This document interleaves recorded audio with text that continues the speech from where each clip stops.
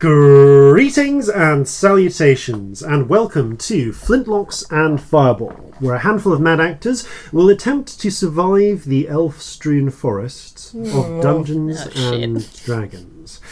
I'm your host and Dungeon Master Jason Phelps, and I'm joined, as ever, by Robbie, Gluteus Maximus Bellekom, Sam, Gluteus Minimus Burns, and Ellie, Glutinous Rice Balls Sparrow. Yay! You got the first one. I did. How are we all on this fine episode 29?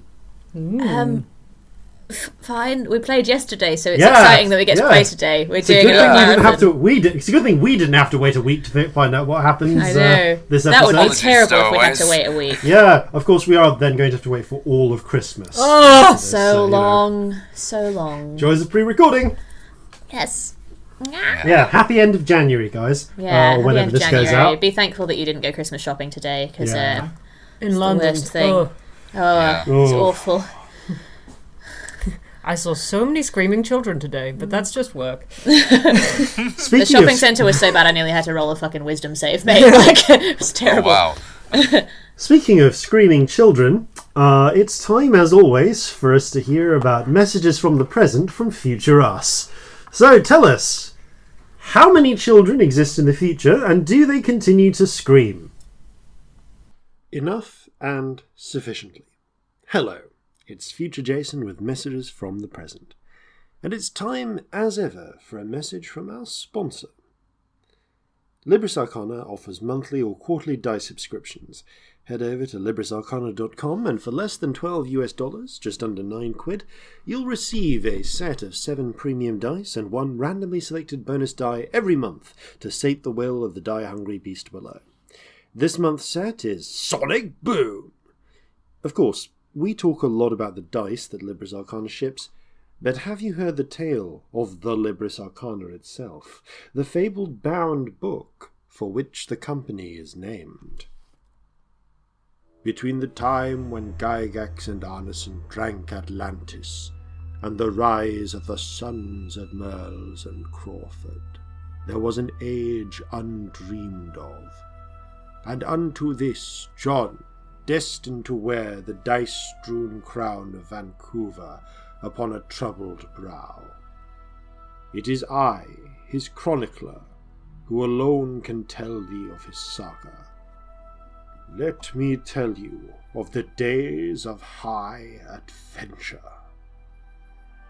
Upon his quest to bind together the Libris Arcana, John sought the aid of 7 powerful assistants, each of which he would have to win the loyalty of. Into the treacherous snows of Canada came he, seeking out the fabled Pyramid of Despair.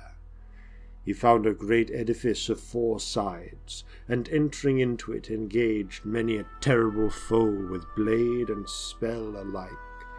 Yet it was only when he reached the lowest level that he did find the true pyramid, by standing directly upon it. "Verily," did he cry, "that hurts! Truly this is the most painful of dice for all its size." But shrugging off its pain, he laid the pyramid low, and so brought the D4, the smallest of the legendary companions, into his party. Next, he ventured deep into the murky pits of civilization, heading to the glitzy lights and gambling halls of the city. Many false companions flocked to his side, but he could see their lack of worth within, unbalanced, ill-weighted, some simply given to cheating and desperation. These unworthy souls he cast into the fire, yet none could compare to the wealth and power of the one he sought, the Fair Cube. In this place his steel and sword arm would do him no good, only fortune and the iron of his will. The Fair Cube challenged him to a throwing of bones. The cube wagered service, and John offered up his life. Yet the Fair Cube was named so for a reason, and where many in that city would have tilted the odds to escape servitude, the cube submitted when John's number came up. So it was that the D6 joined the party. Venturing on from those flashy lights to the grim alleys of the city, John sought out the Edged Date, a fabled patron of longswords, longbows, and light crossbows. The Edged Date was a well-known and deadly fighter, given to its love of jewels, and John fought them again and again, crossing blades and fighting them to a draw or retreat, but never besting them in combat. Yet the fair cube gave them an inspiration. What they could not beat by force of arms, perhaps force of heart might achieve. When next the Edged Date fought John to a standstill, he made a proposition. If the Edged Date would accompany him upon his quest, John would help him find what he needed most, a soulmate. Intrigued, the Edged Date agreed to follow John upon his quest, and adopted the title of D8. How will John get past the Spinning Top Brothers? Can he overcome the barbarian boulder? Will he ever rescue the Libris Arcana from the clutches of Big 20 and bind it? Find out next time on Libris Arcana Abridged. Listen up for a spot from our friends over at One Shot Onslaught during the break this episode. We are at UK PodCon in Birmingham on the 2nd of February, folks, so if you're there, come look for the 4 madmen possibly singing sea shanties and come say hello. And with that, it's back to you, Past Jason, so give us your best reaction to this news. I think the worst answer to that would be 0 and no. No, the worst would be 0 and yes. Oh no, that is really bad. That's far worse. Although it would be funny if you just cut to ambient noise from any given nursery anywhere. How would you procure that noise? The noise that happens when the lights go down in a theatre. Bloody hell. The screaming. Yeah. It's incredible. Alexa, play the sound of children screaming. That's a good way to get on a list. Yeah. Oh god. Yeah. It really is. No. Oh. Well, and on that particular on that mildly bombshell, uncomfortable note, it's time for Flintlocks and Fireballs. Our land stands on the sabre's edge. Our cities are a powder keg. Brother chains brother, no one's free. A life on land is short, you'll see. So gather your muskets, gather your spears, we'll plunder the shores of Calcinea. No kraken, storm or spell we fear, so come and sail with us, my dear. Previously on Flintlocks and Fireballs. Having ventured deep into the forests of Meatmere after the destruction of the Charlie's Regret, encountering a curious lost city, and then engaging in an arrangement with Anwin, the fairy lord, to make use of his still not quite identified gate in exchange for 3 favours. While their gnomish companion and tailor, Fighty Gubbenswick, appears to be set a number of seemingly impossible tailoring-based tasks, having thus far been instructed to spin a waistcoat of gold and to create a set of breeches from quicksilver, the party have thus far completed one of their tasks and been set their second. After retrieving the satyr die from a tar pit where he had been imprisoned for an unknown amount of time, providing food and drink to Toggard the Tar Troll, who is continuing to bemoan his loss. No! The party returned to Anwin's court, where they were set their second task, to retrieve a cauldron lent to Rhiannon, the matriarch of Rhiannon's Grove. Rhiannon's Grove is the nearest Wood Elf settlement. After attempting to sneak into Wood Elven territory, and really dumb in hindsight. And the Wood Elven sentries being particularly on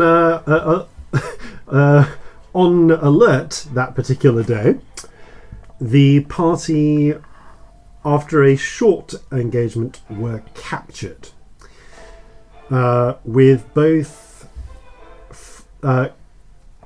Corzin and Scamp downed, and then briefly returned from the edge of death. Scamp drugged into unconsciousness. Corzin merely somewhat delirious and hazy. Corzin, you are under the poisoned condition, so you have disadvantage to attacks and ability checks for the next hour. Celestia agreed to surrender her weapons and be transported by the Wood Elves who had captured them, and their apparently their captain Mealy, back to the settlement of Rhiannon's Grove. As you are escorted through the thick pines, you find it almost impossible to keep track of where you are, save by the tracks that Celestia is leaving in the deep snow. Pines stretch identically in every direction, lit by golden light streaming through the tree trunks. You look down and you notice that the Wood Elves escorting you, this would be Corzin and Celestia, Scamp is, as mentioned, unconscious, leave almost no tracks in the snow. They're instead walking over the snow surface with only the faintest of crunches. Their leather boots glisten with some sort of oil, what seems to be muffling both sound and impact upon the crunchy white surface. In a manner not dissimilar to the way that Corzin's boots operate. Although Corzin does actually, although he makes no sound as opposed to almost no sound, he does leave a trail. The elves set a brisk pace, walking familiarly through the forest.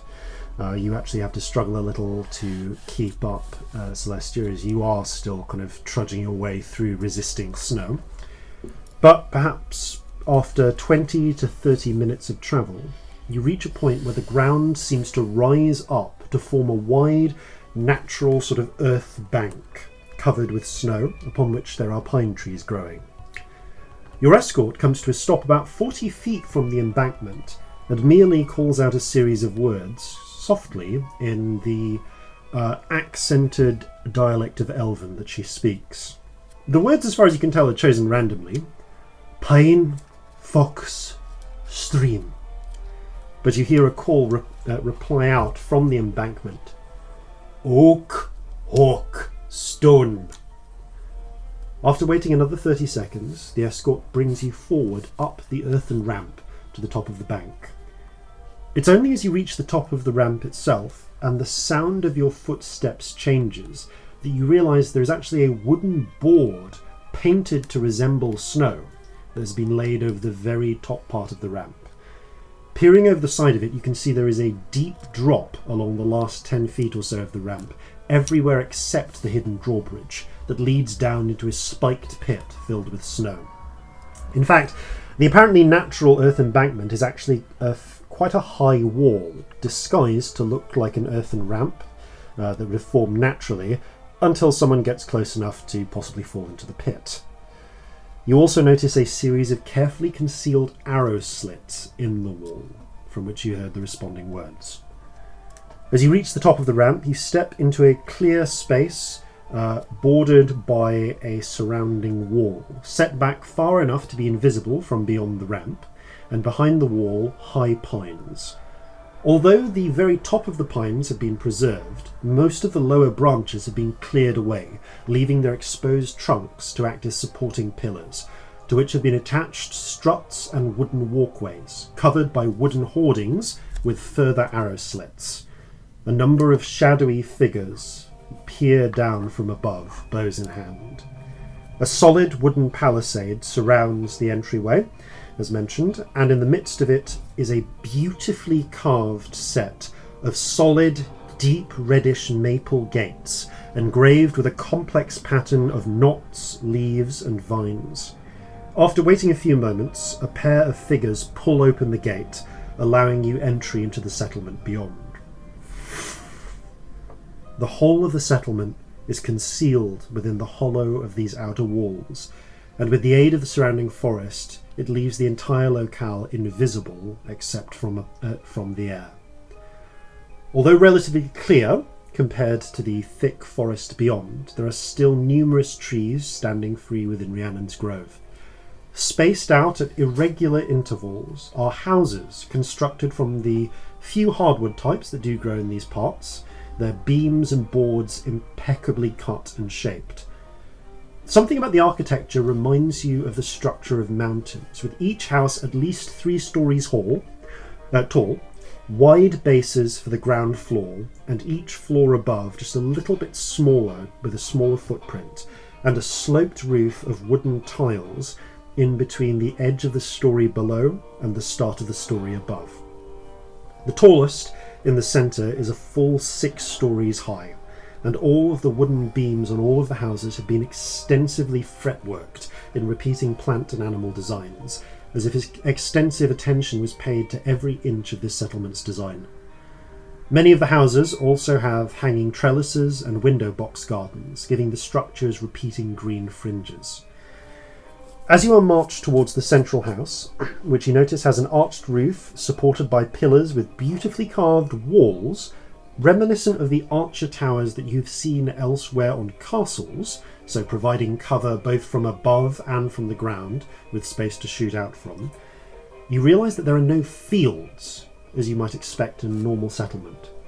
Instead, again scattered irregularly around, there are curious stepped structures akin to the houses, which are filled with soil and lush greenery, as well as what you recognise as hardy winter gourds and other cold weather fruits and vegetables. Some sort of warm yellow light shines within the layers not directly exposed to the sunlight above, as if from a light source concealed in the ceiling of those levels. A number of wood elves, of which there must just be hundreds just going about their day-to-day business, stop and stare at your passing. Those that are not garbed in camouflaged armour bearing weapons, and there are plenty of those, seem to wear comfortable clothes of spun cloth and thick white fur, with a predominance of some like to wear long robes, others thick tunics, but again there is an emphasis on movement, on some elements of practicality along with these design. Many of them do bear small, subtle, decorative stitching in silverish thread, but again they favour browns, greens, greys and whites for the majority of their clothing, as if to be able to blend in with their surroundings at a moment's notice. The guard escorts you the last few steps. There are no obvious pathways. Instead, the ground below is just open grass, and you're led to the base of the tallest of the structures. Merely turns to you, Celestia. Now then, under the circumstances,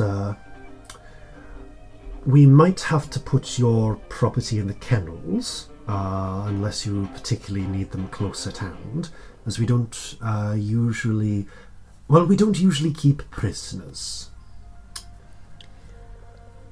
Is there a way I could know they're safe? Well, of course you have our I'd word. rather have them with me if possible. That would be highly irregular. Fair enough. Make a persuasion check. Oh, God. On the way here, can Yes. Corzin have been doing what he can to get an idea of the direction they've headed in? Yeah, make a survival check. Bear in mind Also, you have disadvantage. 'cause you're I've poisoned. just realised, bear in mind, gang, we've been speaking Yeah. in Elvish. Yeah. So you two don't understand what we're saying. Yep. I'm unconscious that's fine. anyway. Yeah, I just realised Yeah, that, Corzin, like... you have just been hearing Hrosnata Heilrototakar. Or whatever Elvish sounds like. It sounds like Sims, apparently. Yeah. Common Snarler. Welsh Sims. So persuasion 19. She seems a little reticent. I mean, they can go in another room or something. I will clear it with the matriarch. Please do if it's not okay. For now, and she gestures to the other two elves, if you could escort our guest and her belongings into one of the lower chambers. Sorry, they're just rather valuable. And you know. Well, I suppose if you brought them this far, I can understand. She seems a little uncomfortable around the tiefling and halfling, even if they are currently, as far as they can tell, unconscious. Yeah, you know, when you find skilled ones, you've really got to keep hold of them, haven't you? Yes, you. I am familiar with the with your ways. My aunt has mentioned before the strangeness of drow cultures, but still. I was told about the strangeness of wood elves. Well, there's many who fear what they don't understand. Yeah, I'd say that. So, if you could just escort them in, and she opens the doors and heads in. While she's doing that, Sammy, you can give me that survival check, please, with disadvantage because you're poisoned. Okay, that's oh, not too bad. That's a 17. Okay, you've been keeping a rough eye. You think you have you know what the direction you've taken, and you're reasonably sure that at the very least you could find Celestia's tracks again, and from there know how to get back to Anwen's court. Good to know. So you Good, do... because if we'd relied on me to track, fucking hell. Celestia, you are escorted through a small hallway. Again, the interior is supported by thick wooden pillars, beautifully planed and just carved with extensive repeating motif fretwork. Every inch of the interior shows the artisan's touch. There are hanging tapestries depicting... Again, there seems to be very little like history or similar depicted, but repeating motifs of plants and animals. Although here and there you notice that some of the animals aren't necessarily what you'd expect. There is, for instance, a golden-tailed fox with a black head and paws that repeats over and over. There is what seems to be a tree with purple leaves and roots that have thorns on them that repeats over and over. In fact, this is something that only Corzin and Celestia could do, so both of you give me a perception check for as you were walking in. Okay. Ooh, mate. 5. That's with disadvantage again. Mm-hmm. 15. Corzin, there is a moment where you happen to sneak an eye up at one of those tall, sort of multi-storied farming kind of buildings. And you saw atop one of them a tree, a deciduous-looking tree, unlike the pines out here, with purple leaves spread out over it. And you kind of something about twigs you, and you realise that might have been a spirit. Oh. Oh, okay. A tree spirit. They've most of the spirits you've seen have taken animal forms or slightly more incoherent forms like music or colours or so on. Lights, But it doesn't seem impossible that there could be one. So yes, you are escorted along the corridor and into an adjoining room, which is very comfortable. There is a fire pit in the centre. You notice that there is ventilation set into the room up towards some sort of central chimney to keep the smoke out. It's a small fire pit. There is charcoal there just burning merrily away, keeping the room very pleasantly warm. And you notice, however, that there is also, for light, as well as just the glow of the fire pit and some light coming in from the windows, there is something unusually familiar for you, Celestia. Hanging from the ceiling is a small glass bowl in which is set what appears to be a sort of brightly coloured yellowish sludge, emitting a fairly strong yellowish light. It resembles the blue fungus that drow use to light their homes, and that are very common in the Underdark. Although this one seems to put out more light. And it's more yellow. And is yellowy rather than blue. But is it like fungus or...? It seems to be, you would guess it's probably a fungus as well. Cool. Or something of that ilk. There are wide benches set around the fireplace. There's only one door in or out.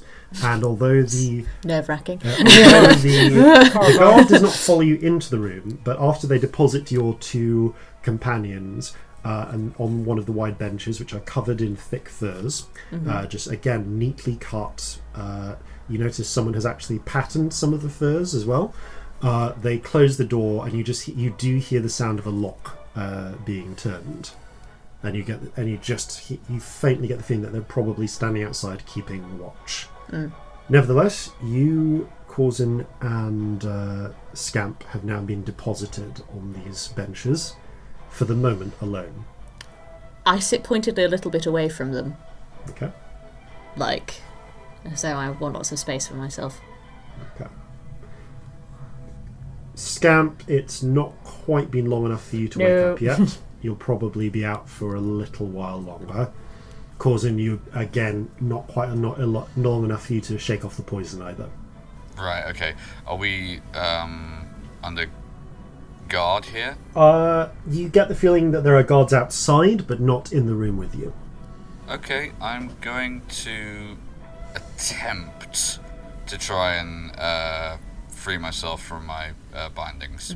Is there anyone listening to us that we are aware of? Give me a perception check. Fuck it, God, 8. You don't know. There's no way to really see what to hear. You know that these guys are pretty quiet, so it could be that they're listening or not. Yeah. I lean over to Corzin very briefly and just say, in Jovan, obviously, I think I'm going to have to be a bit of a dickhead here. Just bear with me. And, as quietly as possible, but again, microphone problem, so can't whisper. Give me, if you are attempting to escape, give me an acrobatics check with disadvantage because you're poisoned. Yeah. Okay. Ice cream dice, don't fail me now. Are you escaping? Would I see? No, what I'm attempting to do is and I will, preface this actually. I'm attempting to free myself from the hand ties behind me, but remain with my hands behind my back, just so that they are free should I need to use them. But I appear, hopefully, to all outward inspection, like I haven't changed. Okay, so the second one. Okay, acrobatics. That's a 13. These are pretty well tied. I'll say you managed to kind of work quietly at loosening them over the next 5 minutes, but you're not quite able to get them off or loose enough to escape by the time that you hear the lock turning in the door. By the time that turns, I'm sat far away from them again, other end of the bench. Yeah. Okay. So, there we go. As the door, as the lock turns and the door opens, you see a. It's hard to say that they're a young elf because after a certain point, all elves just look young. They look like elves. Yeah, but there's something about the bearing of this elf that makes you think they're fairly young. Maybe a little older than you, Celestia, but not past their first century. And this elf is dressed again in a slightly, I would say more like a coat than a robe. It only goes down to about their knees, and they're dressed in just rather than the strictly camouflaged colouring of a lot of the elves you've seen outside. This particular elf, male, again, the slightly dusky skin of the wood elves, not covered in camouflage paint, but with short, russety sort of hair, steps in, and he is carrying a tea tray.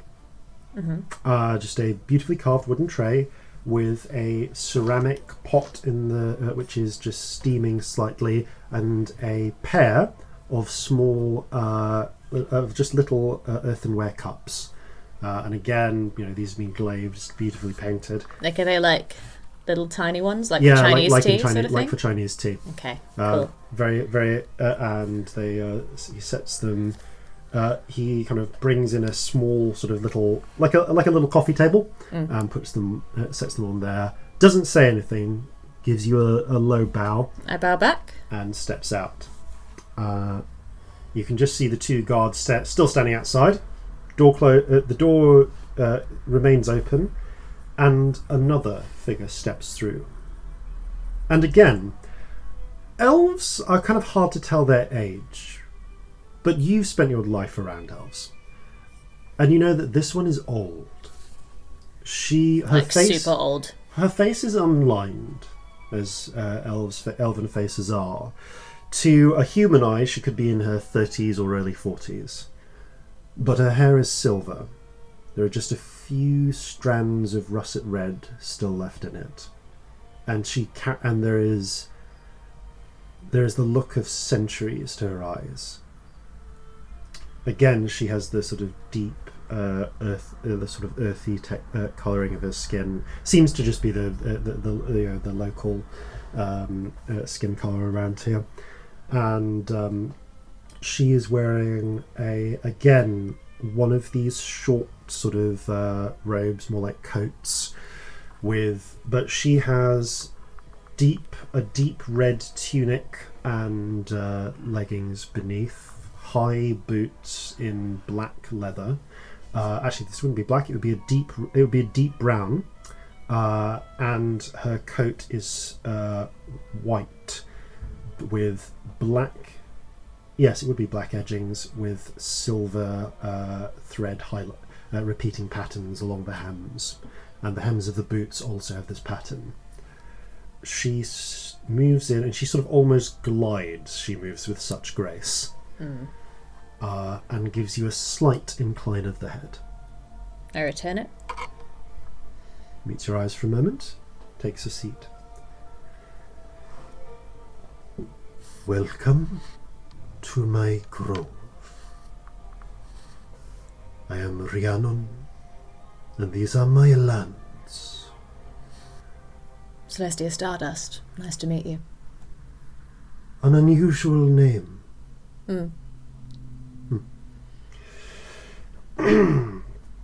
I must confess, it has been almost 2 centuries now since one of your kind last visited us. Goodness, that long. Indeed.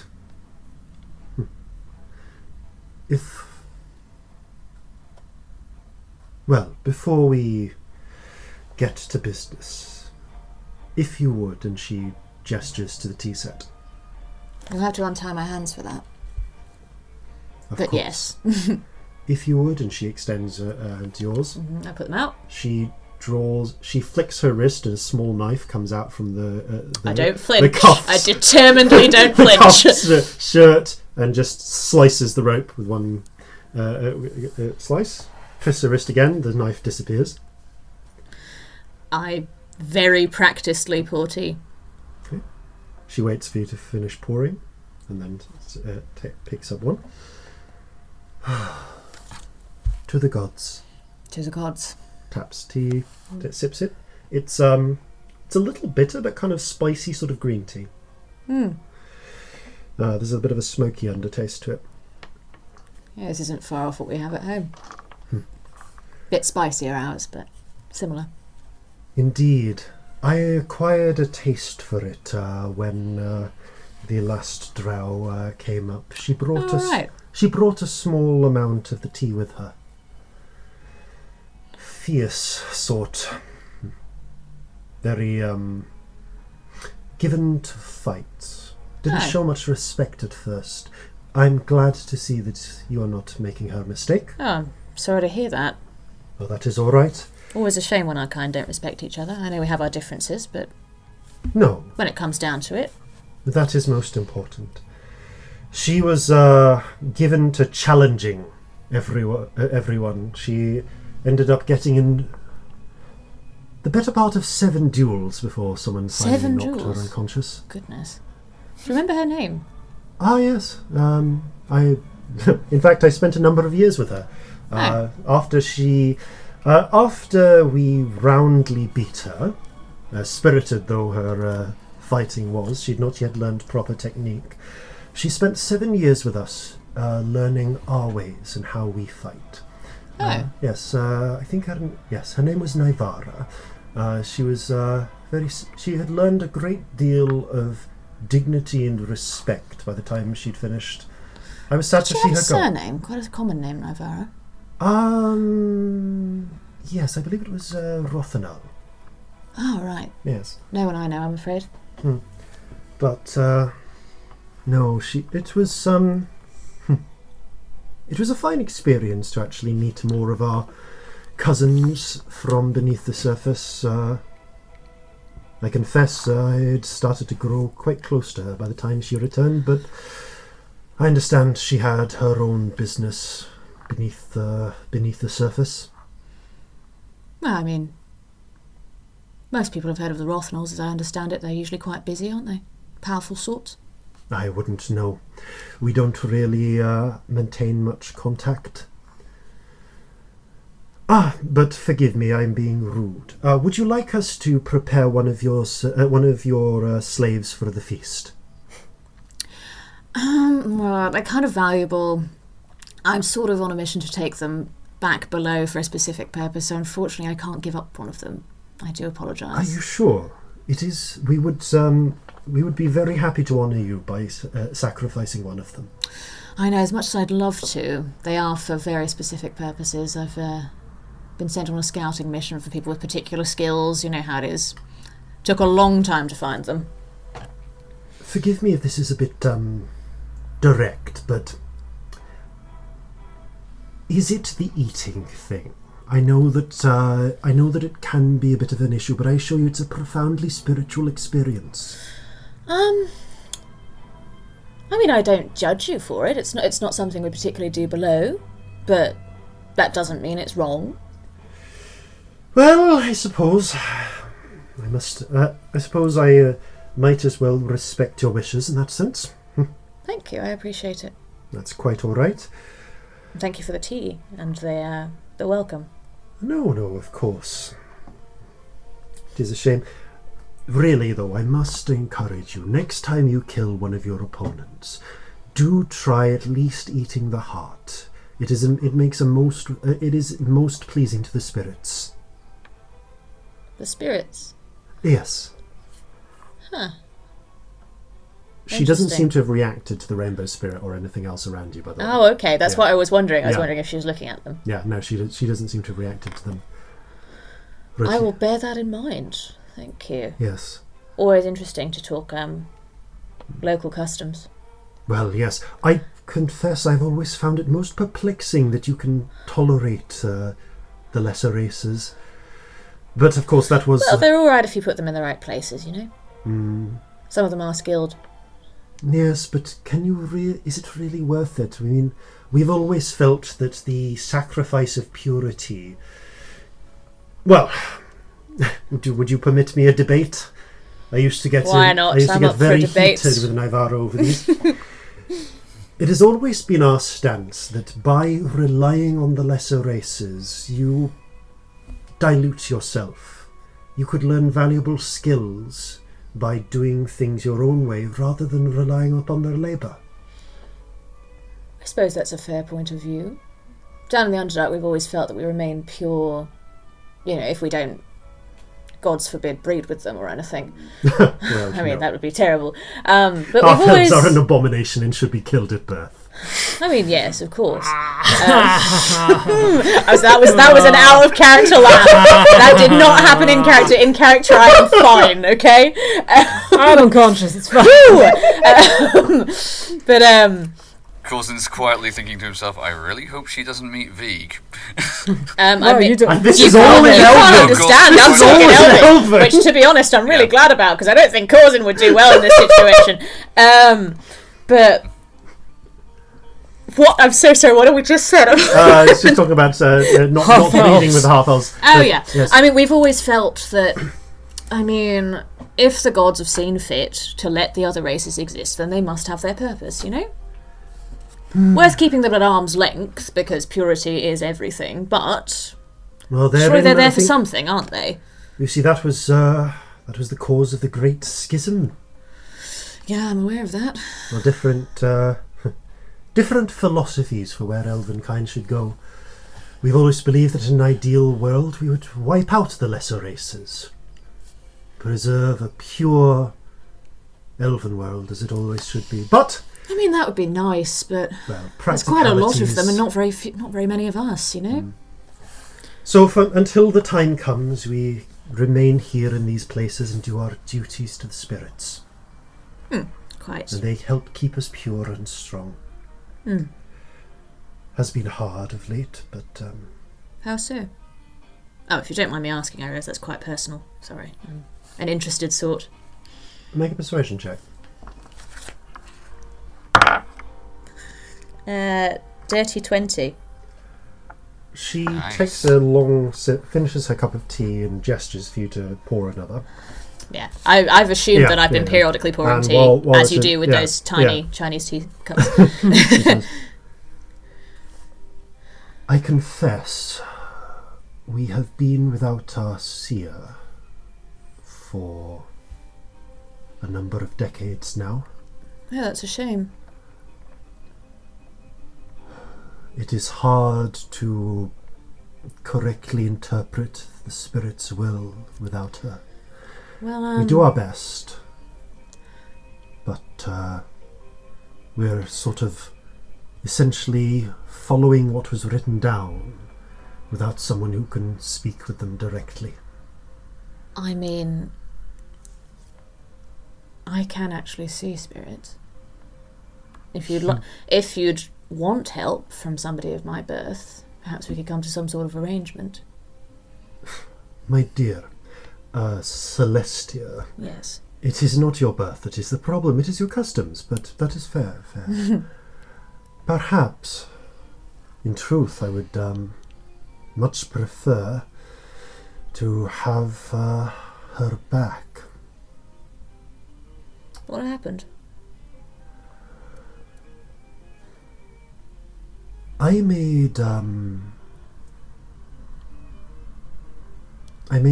bargain a long time ago with one of the lords of the fairy that live in these parts. Bronwyn, that was her name, agreed to provide certain services for a period of 20 years, as Unwin requested, in exchange for a very useful artifact of his, a cauldron. It has a number of uses. Amongst other things, it allows me it makes it a great deal easier to produce many of the alchemical ingredients we use on a day-to-day basis. When the period finished, Unwin insisted that I continue to provide Bronwyn's services, and also give him back the cauldron. I refused. Well, that seems unfair. Indeed. I mean, of him, obviously. He decided upon himself that if I was going to keep the cauldron, he was going to keep my daughter.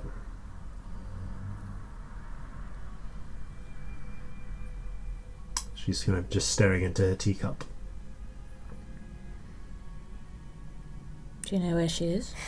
I know exactly where she is. She is in Anwin's court. His prisoner. Right. Oh, Fuck. I'm unconscious and I can't understand this. Yeah. So you, like, Corzin, you were just hearing Ratate Hahurasna Horo Anwin Hara Bronwin Anwin. And you're kind of recognizing like names, but I know Right, exactly yeah, I was where going to she say, is. have I got enough Yeah. understanding to pick out that? can pick out oh, names, that's a proper yeah. noun. yeah. Well. Shit. Just thinking out of character, how blunt should I be here?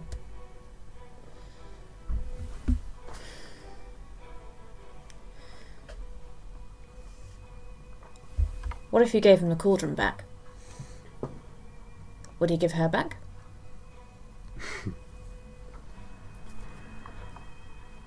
If that were an arrangement I thought he would accept, perhaps, but Anwin is tricksy, as all of his kind are. I knew that going into the bargain, but I thought I had worded it well enough. That's always the trick with these things. Clear wording and considerations. But I suspect if I were to offer him up the cauldron, he would come up with another excuse to simply take it and keep Bronwyn also. I would mount an attack against his household, but he has the power of many incarnates there, and the fairies would likely inflict more losses than I am willing to sustain upon my people. They are quite the force. It is said that it is almost impossible to enter his halls without an invitation. I did not send her brother. He went of his own will to try and sneak in and never came back. I would not send in anyone to sneak in unless they somehow managed to swindle their way into an invitation into his halls. Well, this is where I think I should start being blunt with you. Her eyes look up from the teacup and kind of piercingly lock with yours. I'm currently embroiled with Anwin myself. Her eyes narrow. We need favour from him. And the reason I mention this is because I have been invited into his halls. I can go in there whenever I like. In order to get this favour from him that I need, I have to do 3 favours in return. That's why you don't ask for a favour. You ask to arrange a bargain. I've had bargains before. It hasn't worked out well. There are drawbacks and benefits to both approaches.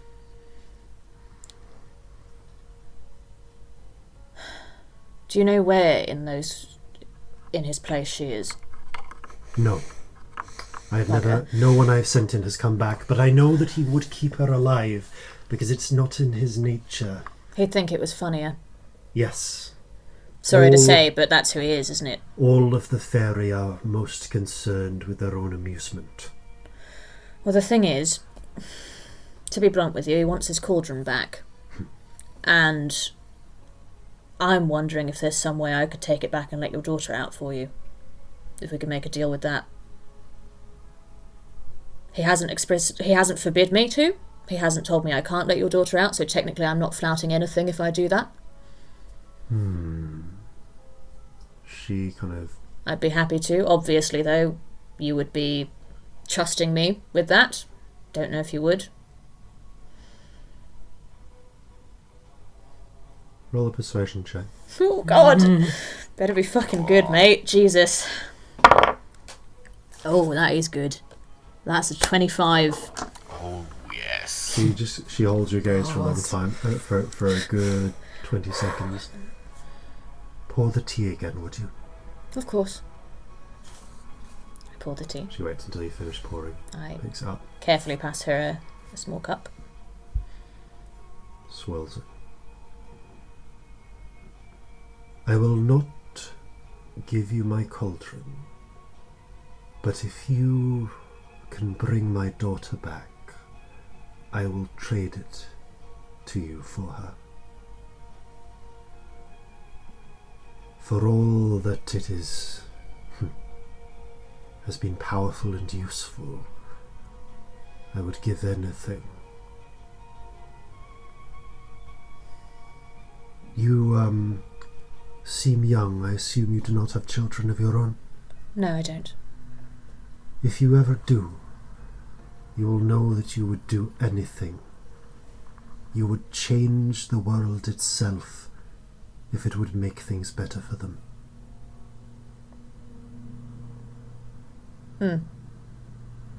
She drains her teacup, places it down. Very well then. I will give word to the guards to permit you to leave when you will. Thank you. If you wish, you may rest here for a time. There are some provisions that we can make available, should you require them, but in the interests of my people, they would be available for trade, should you wish fair. to. Actually, we could do with some rations. I wouldn't mind trading for those. Fair enough. How many days would you be looking for? For you and your property? 5 days, a week, something like that. A week's rations. Very well. As for anything more substantial, we do have potions of a variety and other such things. What sort of things would be useful to you? I don't suppose you've got any fire-breathing potion, have you? Yes, we have such a thing. What do you trade for here? In truth, we do not trade much except with the other elven settlements. That's what I thought, so I wasn't sure if It is the gold would be what you'd want. Would you want gold? No, gold is of little use to us. But if you have, I suppose, not just gold coins, perhaps. We do like, we have more of a use for things like jewellery and such. I've got some jewellery. Well, that is something we can talk more about. I could also have a check-in on your spirits if you'd want. Yes, that would be good. If you have any potions of healing, that would be particularly useful to us as well. We have ample we're all potions of out. healing. We grow many of the plants that provide those effects. And she kind of gestures vaguely out the window, but you get the feeling she's gesturing towards the farming towers, for want of a better word. Well, let's take a look at what you have. Okay, so I'm going to be a little blunt here.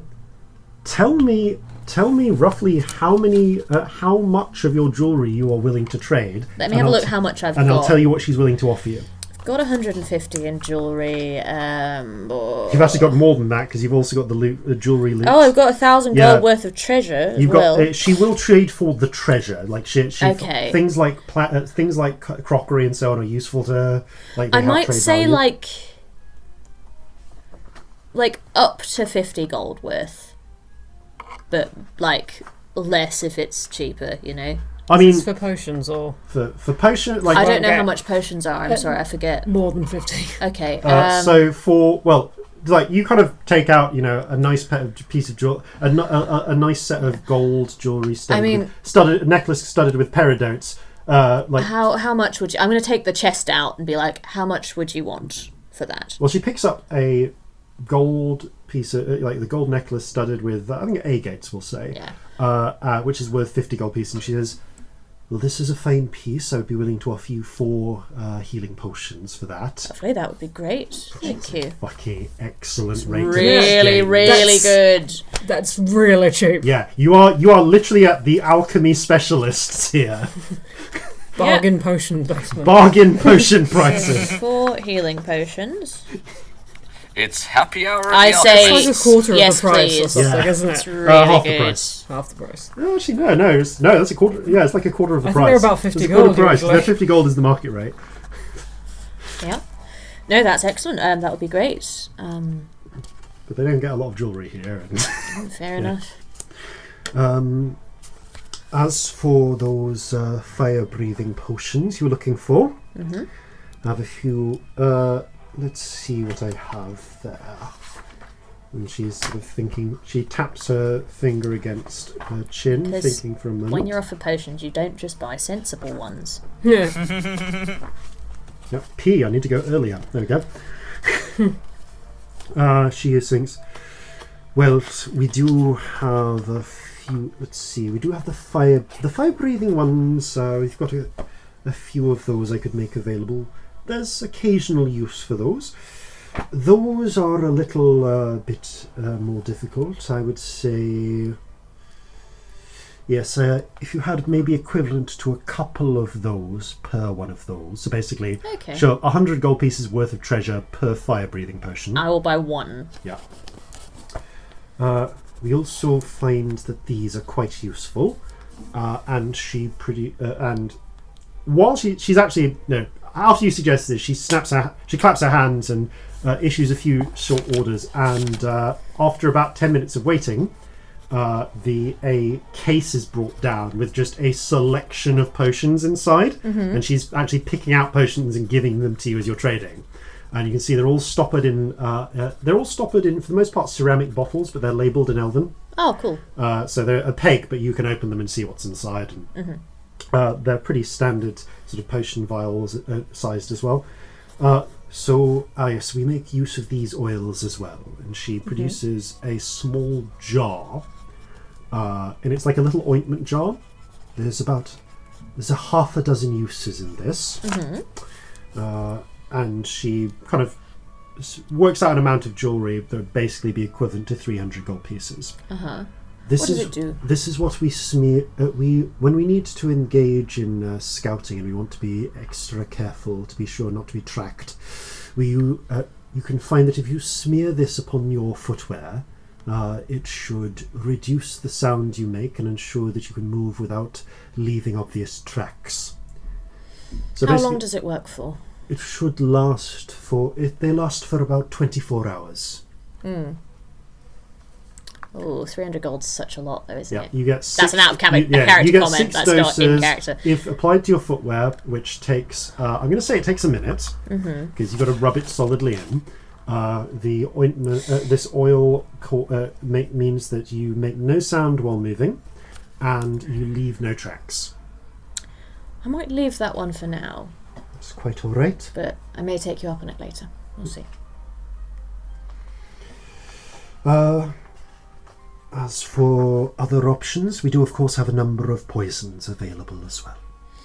I think I'm all right for poisons, That's thank you. all right. Otherwise, let me see. Yes, and well, we do have one of these. They're particularly.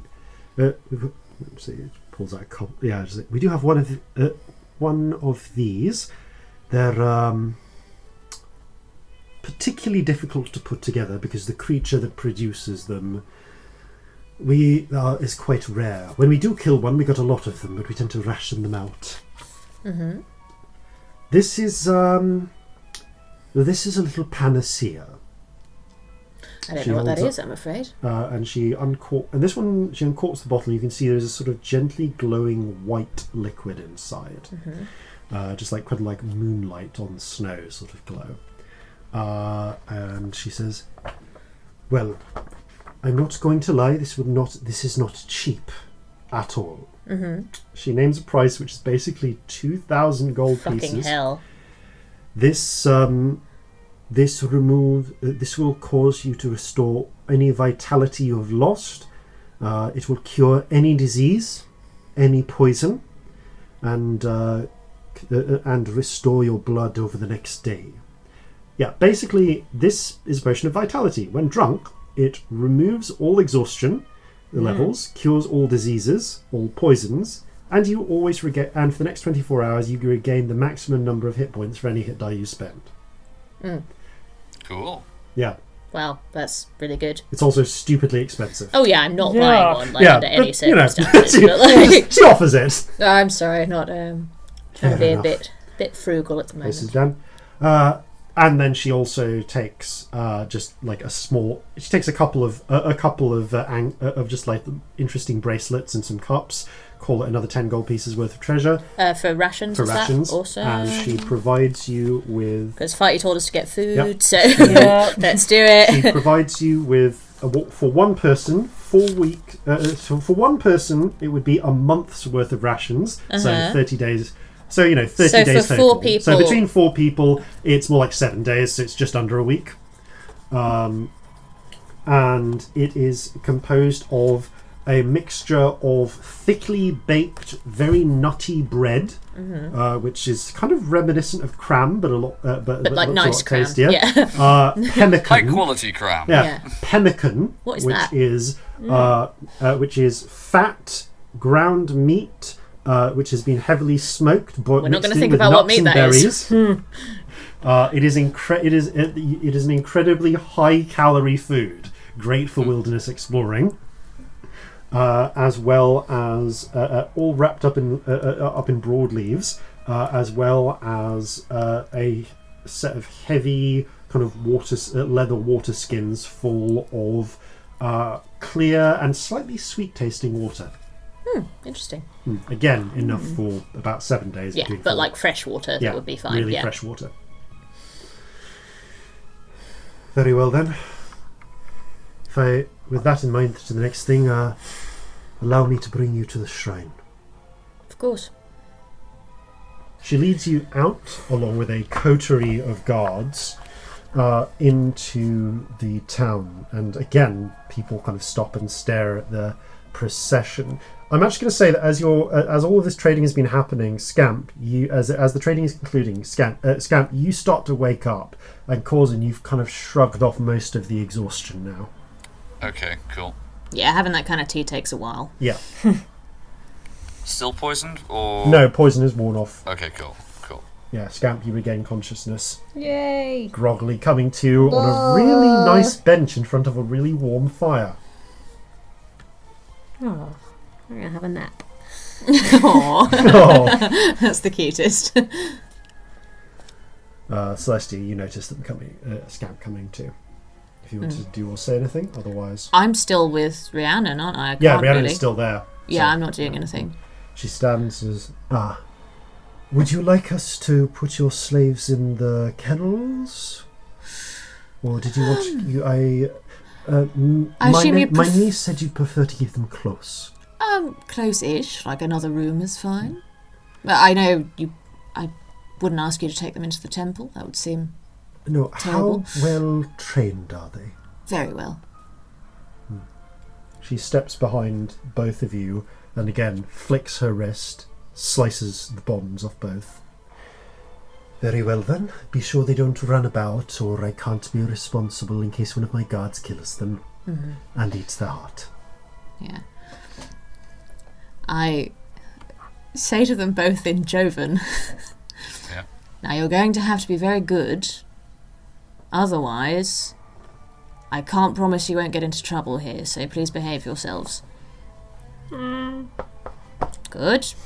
Corzin just mutely nods and averts his eyes. Very well then, with us. And again, leads you out in this impromptu procession. They don't speak Elven, by the way, so you can say anything in front of them, it's fine. Oh, I wasn't going to not. I didn't know how private you were. And she leads you out through the town, through a slightly winding route to the edge of the settlement. And you can see there is a cluster of pine trees around here, still within the sort of earthen walls. And she leads you in between them. You can see that there are other trees here, many of which seem to have a strange quality to them. Some of the trees here resemble the more deciduous trees that you've seen elsewhere, for example in Slivitska's Isle, but they have a more sinuous, graceful quality to their limbs. Their barks are silvery, and many of them have leaves which seem unusual colours for the surface. Rather than being bare, these trees are full bowed, but the leaves are so many are green, but some tint towards blue, others towards red or pink or even purple in places. And as you walk in, it seems that the light outside, as it is still sunlight outside, dims. It's as if you're walking again through the very deep woods. Here and there, small lights just float in the distance amongst the trees. You find you are escorted quietly, no one speaks, into the very centre of this grove, where there is a pool of crystal clear still water, over which hangs a tree not dissimilar to an oak, but with bright purple, slightly pink tinted leaves, and you see its roots are covered with thorns that dig into the pool. Celestia and Corzin, you see the tree move in a wind that doesn't seem to come from anywhere. Scamp, the tree just is a tree.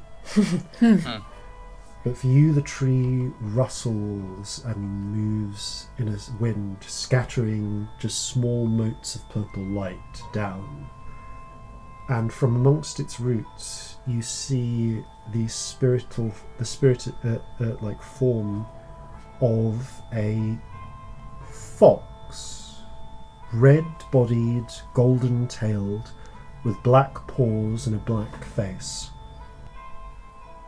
The fox crawls out from a hole beneath the hollows of the tree's roots, pads around the edge of the crystal clear water, and sits up on its hind leg, on its haunches, looks up at you first, Celestia, then at you, Corzin, then at Scamp. I give it a bow. Seems the thing to do. It regally inclines its head, and you see. I follow suit. You see the boughs above also sweep downwards, scattering more of these motes before ascending up again.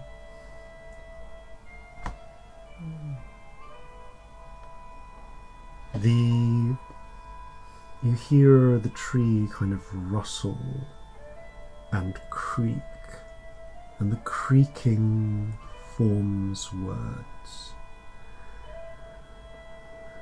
Who are you that comes to our grove? Celestia Stardust. Nice to meet you. Was invited in by Rhiannon. I see a cloak of lies around you like a shield, keeping you warm from the cold. What language is this in? This is in... this is actually in... this is a curious language. It seems to be in a language that you don't quite understand, but meaning is being translated through. It's basically speaking spirit. It's speaking spirit. Cool. Does Corzin Just understand clarifying. Corzin also, Corzin also understands a shred of this as well. And then it turns... I don't say anything back, I just look at it. The fox looks to you, Corzin, and you hear the trees groan forth. And who are you? Corzin Horhace, at your service. A couple of the elves look suddenly at Corzin. I sharply and Jovan say, okay, don't talk too much, don't get any ideas. Give him a meaningful look. Sorry, you said speak when spoken to. Okay, I'll give you that.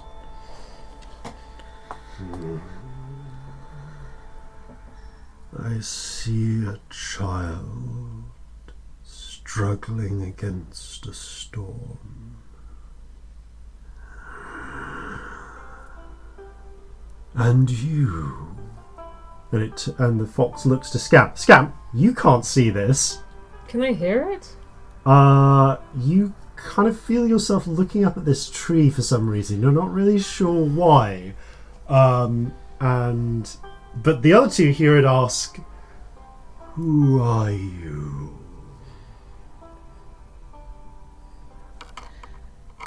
Their name is Scamp. I see silver light shattered. The fox looks back towards you, Celestia. It has been too long since one of those who stand between has come to us. Longer still since one of those who burn within. Have you come to honor us? How would I honor you? By saying the words that honor us, by burning sweet-smelling incense, by ensuring that all know us and remember us in the way we wish to be known and remembered. I'm not going to be here for long, No. but I can tell Rhiannon how you'd like to be remembered. She can't see you, but that doesn't mean she can't remember you. And hopefully you'll see her, will be back soon. She knows well the words that were laid down for those who do not stand between. But she cannot respond when things happen. She cannot address changes or incursions upon our woods. She cannot carry out our will as anything more than rote service. We would prefer another to stand between and be the bridge. Hopefully I'll be able to bring you someone. The one who used to be here. Ah, yes, we recall that one.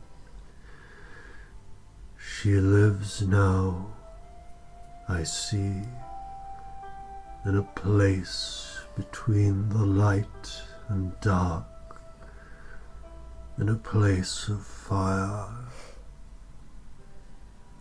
But she stands upon the precipice and might yet be brought back.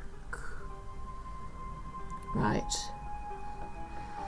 Do you know how I would do that? You must tread quietly, bypass the fat guardians, and retrieve her, whole or part.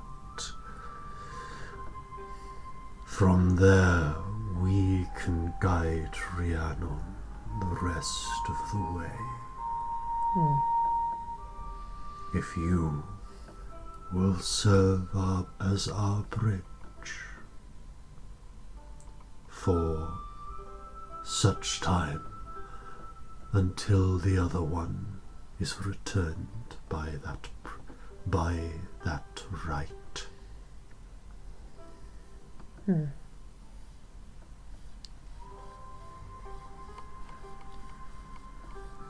Would I need to stay here to be your bridge? You would need to guide Rhiannon in how to restore the lost one. Can you tell me? I cannot tell you, but I can guide you if you bring her here. Okay.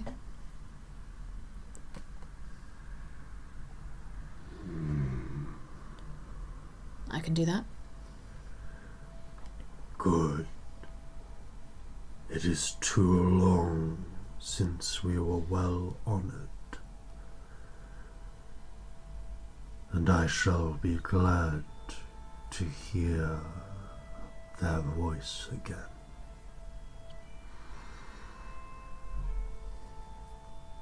It will be a long time before the next bridge is born within this place.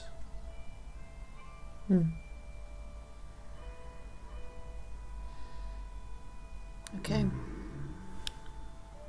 The tree shudders and more of these lights flitter down. Is this spirit comparable in age, do you think, to the big sea whale. spirit that was... Yeah. Make a religion check. Okay.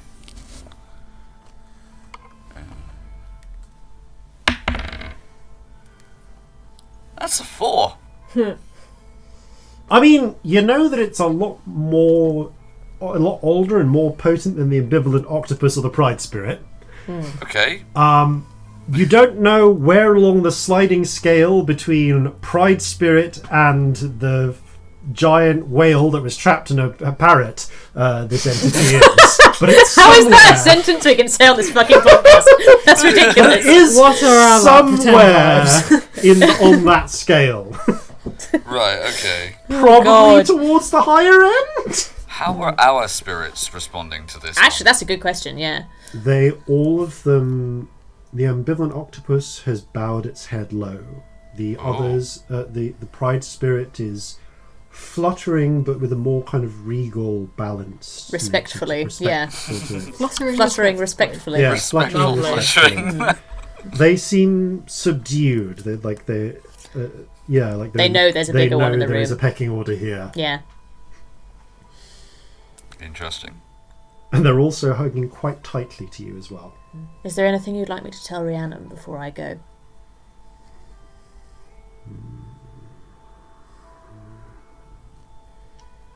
No. Okay. Right.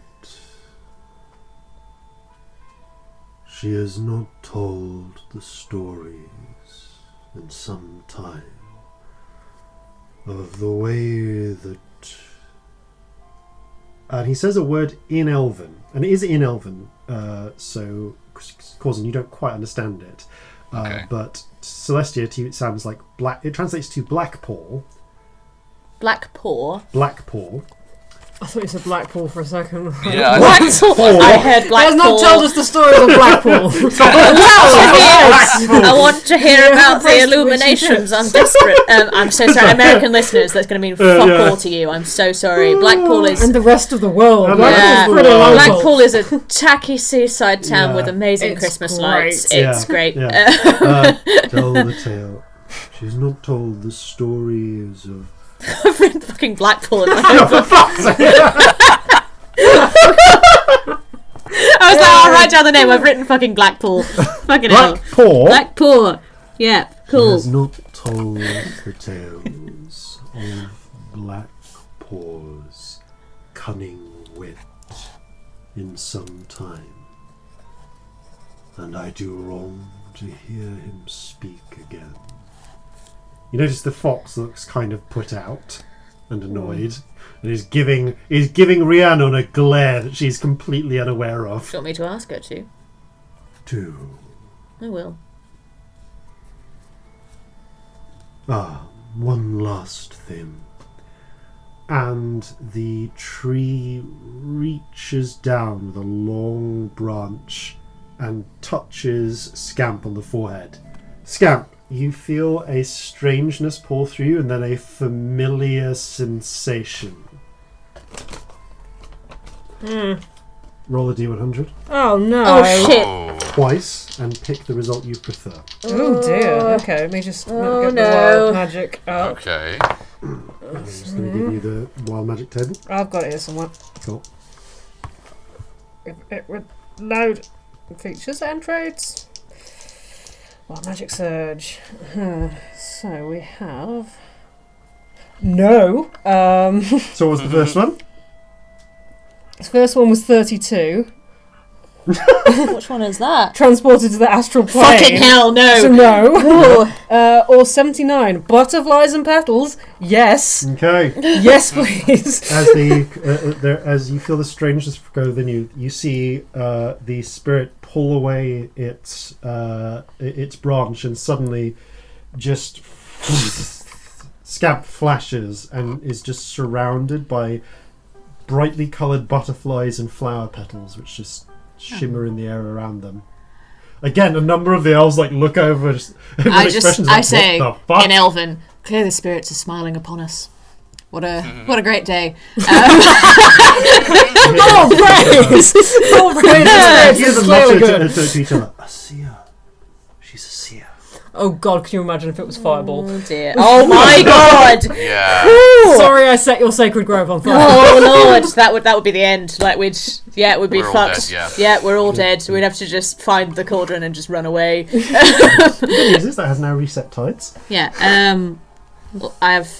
I have one more question. Speak. What do I call you?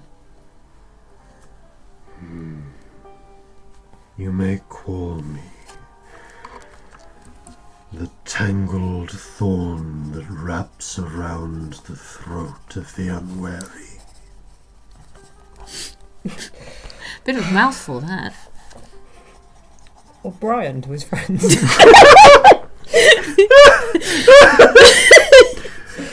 You hear this sort of slightly exasperated sigh from it.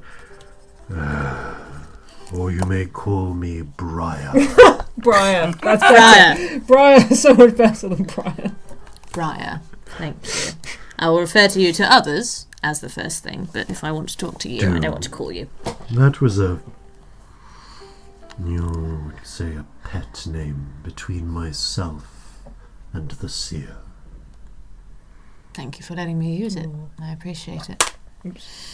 I'll try and get you your seer back. Do.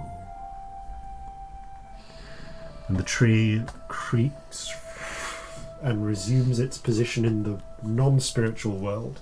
The fox flicks its ears, gives one last kind of shady kind of look at Rhiannon, and then scampers back around the pool and into the roots of the tree. All right. I sort of gesture to Rhiannon that we should leave. She nods. She gives a very slight bow this time, like almost an inclination of the head, but deeper than the one she gave you at first, and you all quietly exit the grove. Once you're out of the grove, she turns to you. So, what did it say? What did they say? I mean, it's missing your daughter. Oh, she sighs a little. They want her back. And they're willing to help. Of course. I don't want to scare you, but I think she might be in some sort of state. The spirits, they could see her. So they know she's alive, but they said she was in an in-between space. And that they could bring her back if I brought back whatever I could find of her. I see. They said they could help me do it. Very well then. Also, sorry to say this, but you need to tell the story of Blackpaw more. Blackpaw's cunning wit. What, the children's stories? Yeah, the fox is pissed off with you. Oh, I didn't actually think that was important. It is. They need you to tell the stories. Right, okay, fetch one of the singers! Apparently, the spirits have some requests. They request some weird things. Spirits will as spirits will. But That is the way of the gods, it is. and we are blessed to live amongst them. Yes, we are. Very well then. You have your supplies. You have your mission.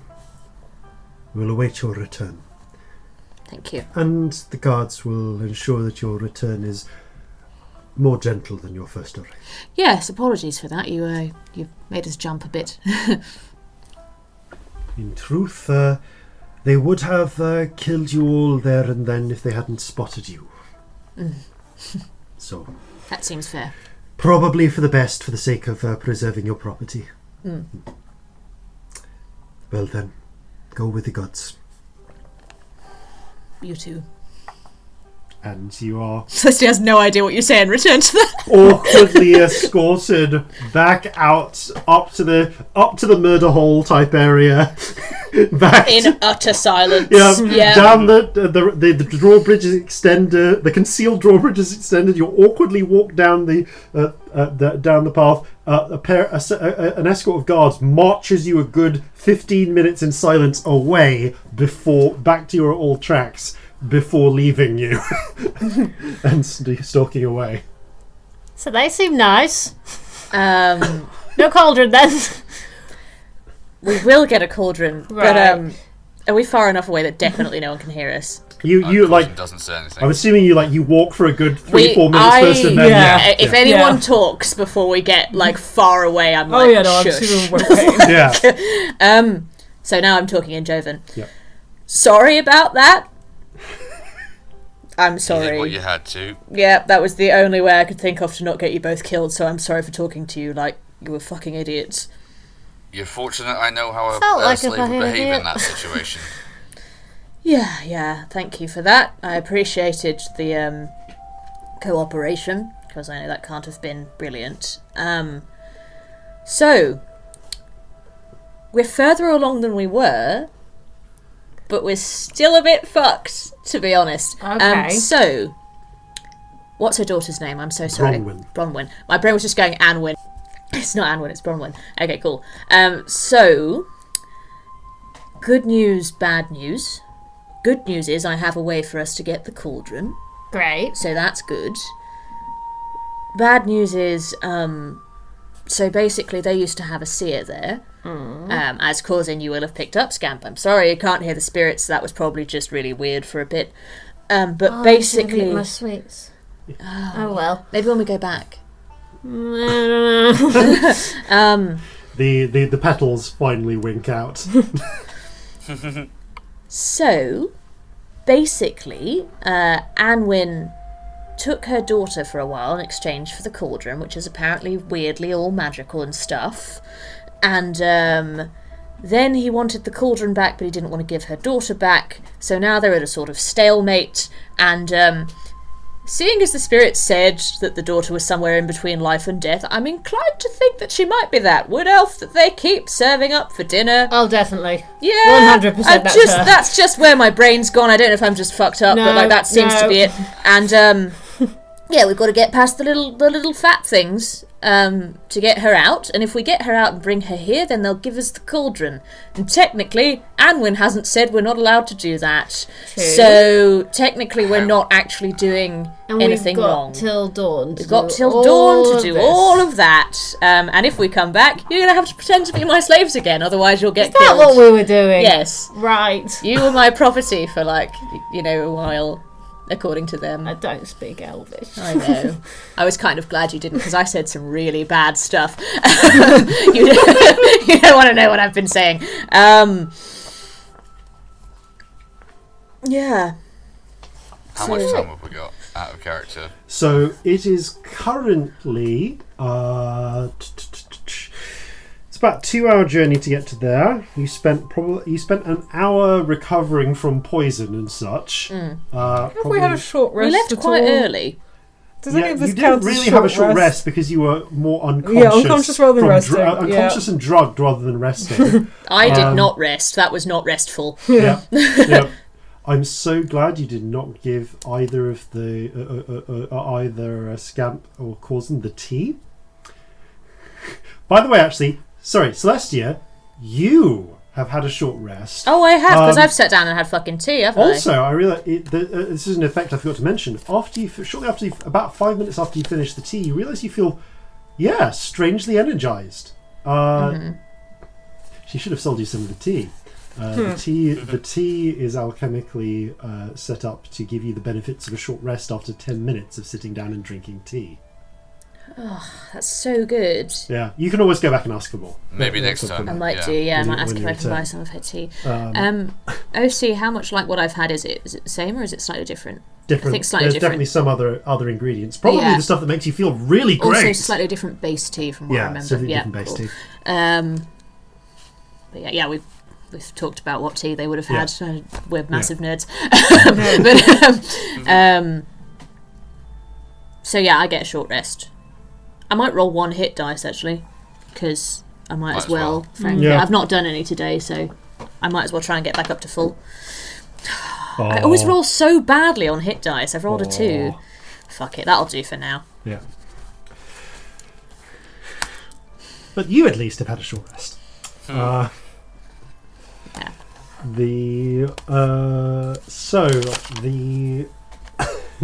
Yes, no, it takes you about... So by the time you get back, it will be... Yeah, by the time you get back to Anwin's, it will be a little after midday. Okay, well then I think we can afford a short rest because I super need one. Let's do that if you're fucked. Taking a short 7 rest hit now, points. you'll Oh my arrive god, at you're so about- fucked. I was unconscious. Yeah. Like not just Yeah. poisoned unconscious, unconscious. Unconscious. Yeah.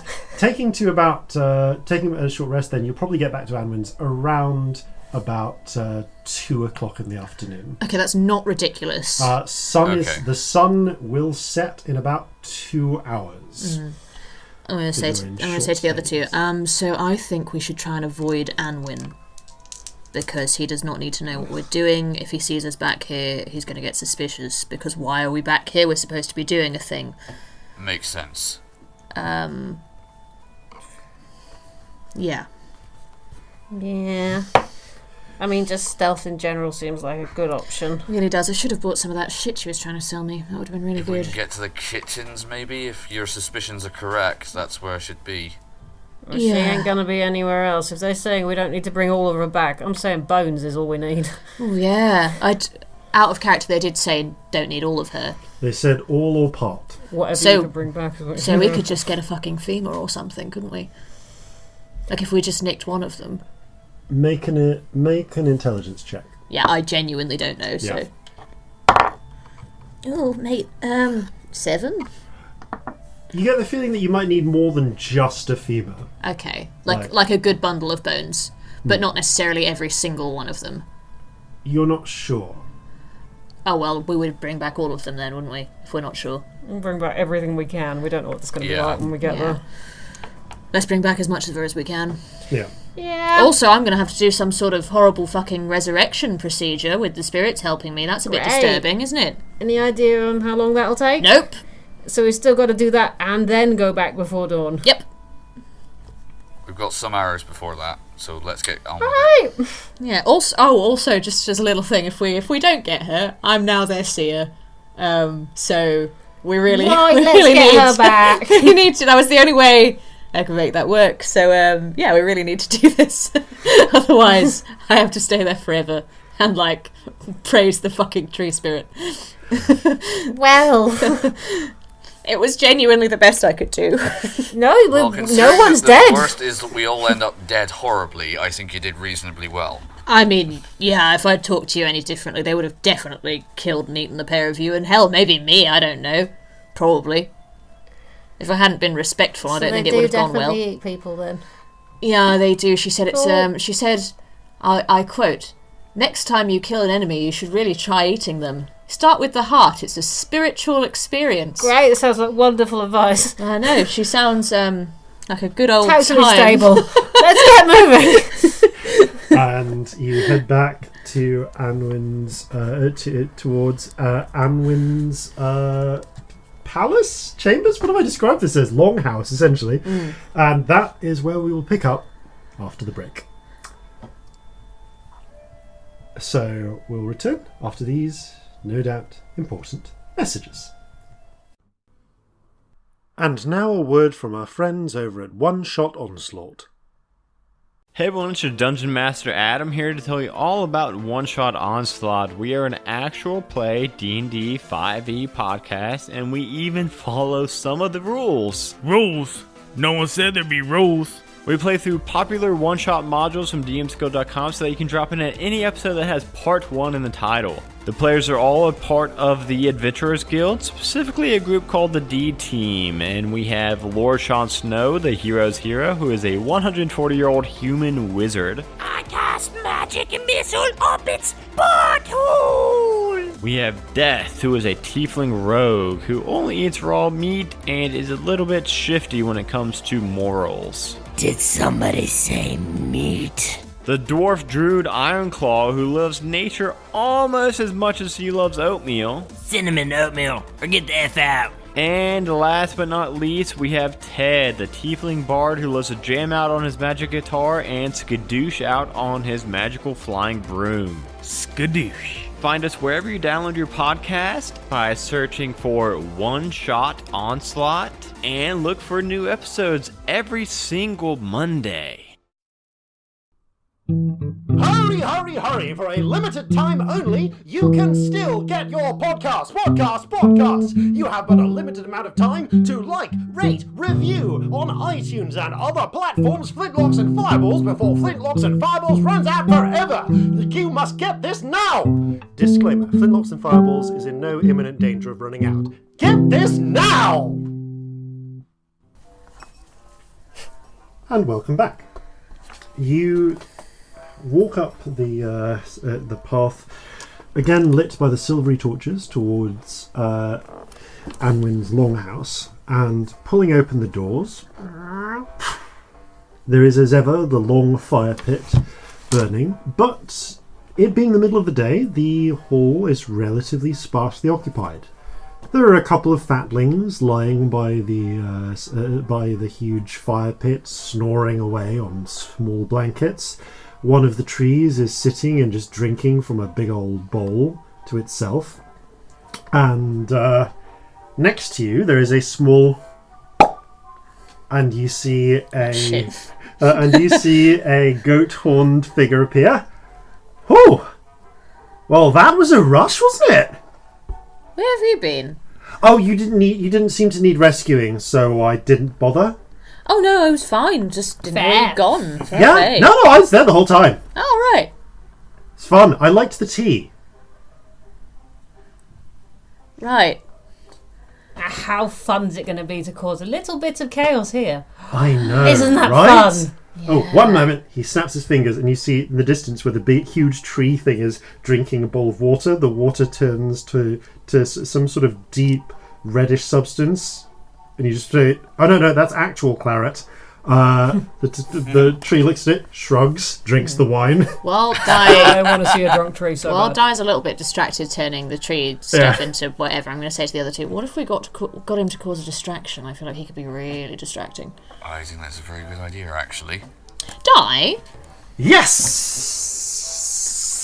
Oh, I sound like a snake. You do! A slithery snake. So, we have an idea. I think it's going to be fun. I think you'll like it. Okay, I like fun. I know you like fun. Yes. So, you like causing chaos, don't you? Pretty much, yeah. Do you think you could cause some chaos maybe in the dining hall? Here? Right here? Sure. He hang on, claps wait. his hands Ah, and a burst of flames comes up from the huge fire Kitchens? pit. Yeah, let's go! Stealthily! There's just this cloud of cinders that swoops up and starts forming into various shapes of snakes, just interwrithing with each other. Yeah, let's go! Everyone give me a stealth check, please. Yeah, With advantage, because there is a distraction.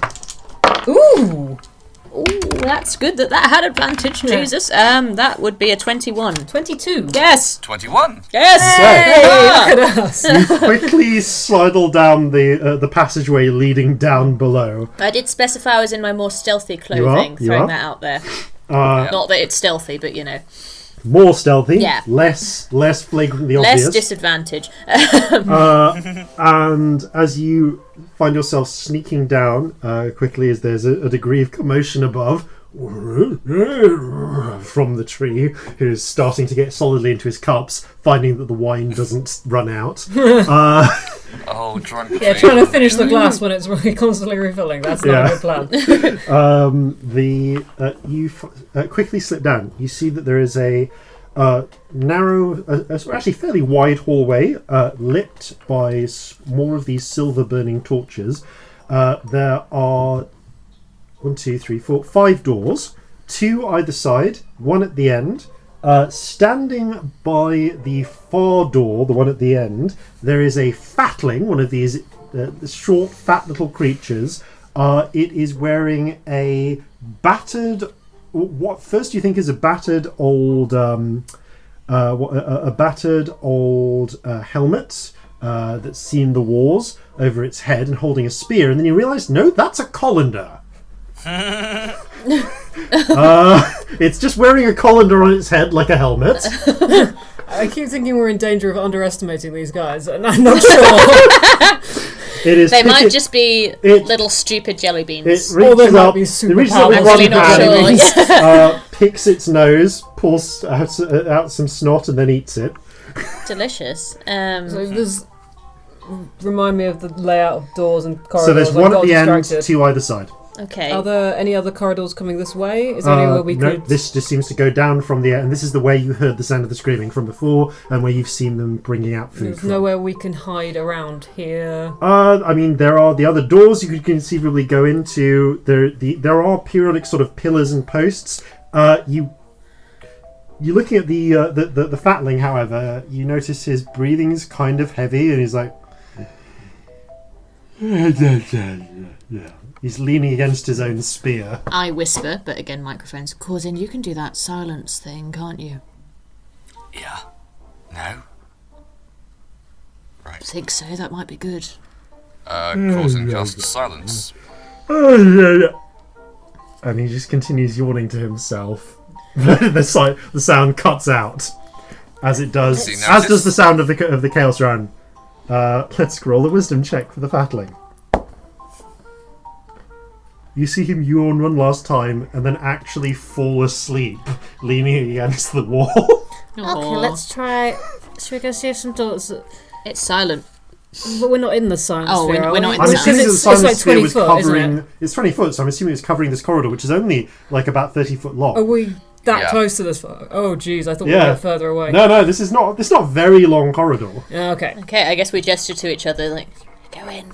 Yeah. Since we can't communicate, I'm going to check the doors for traps. Okay, give me an investigation check. Oh dear. How are you proceeding? Stealthily. No, I mean, how are you proceeding? Are you like in terms of which door are you checking I was going to first? start left and work clockwise, just check all the doors, see if they're locked, see if they're trapped. Also in height order. Yeah.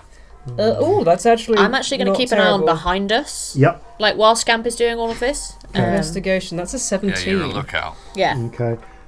17 from Scamp. Okay. By the way, Celestia, give me a perception check with disadvantage because you got no sound. Yeah, true. The door does not appear to be trapped, as far as you can tell. That's actually really good. So it's a 16 with disadvantage. Okay.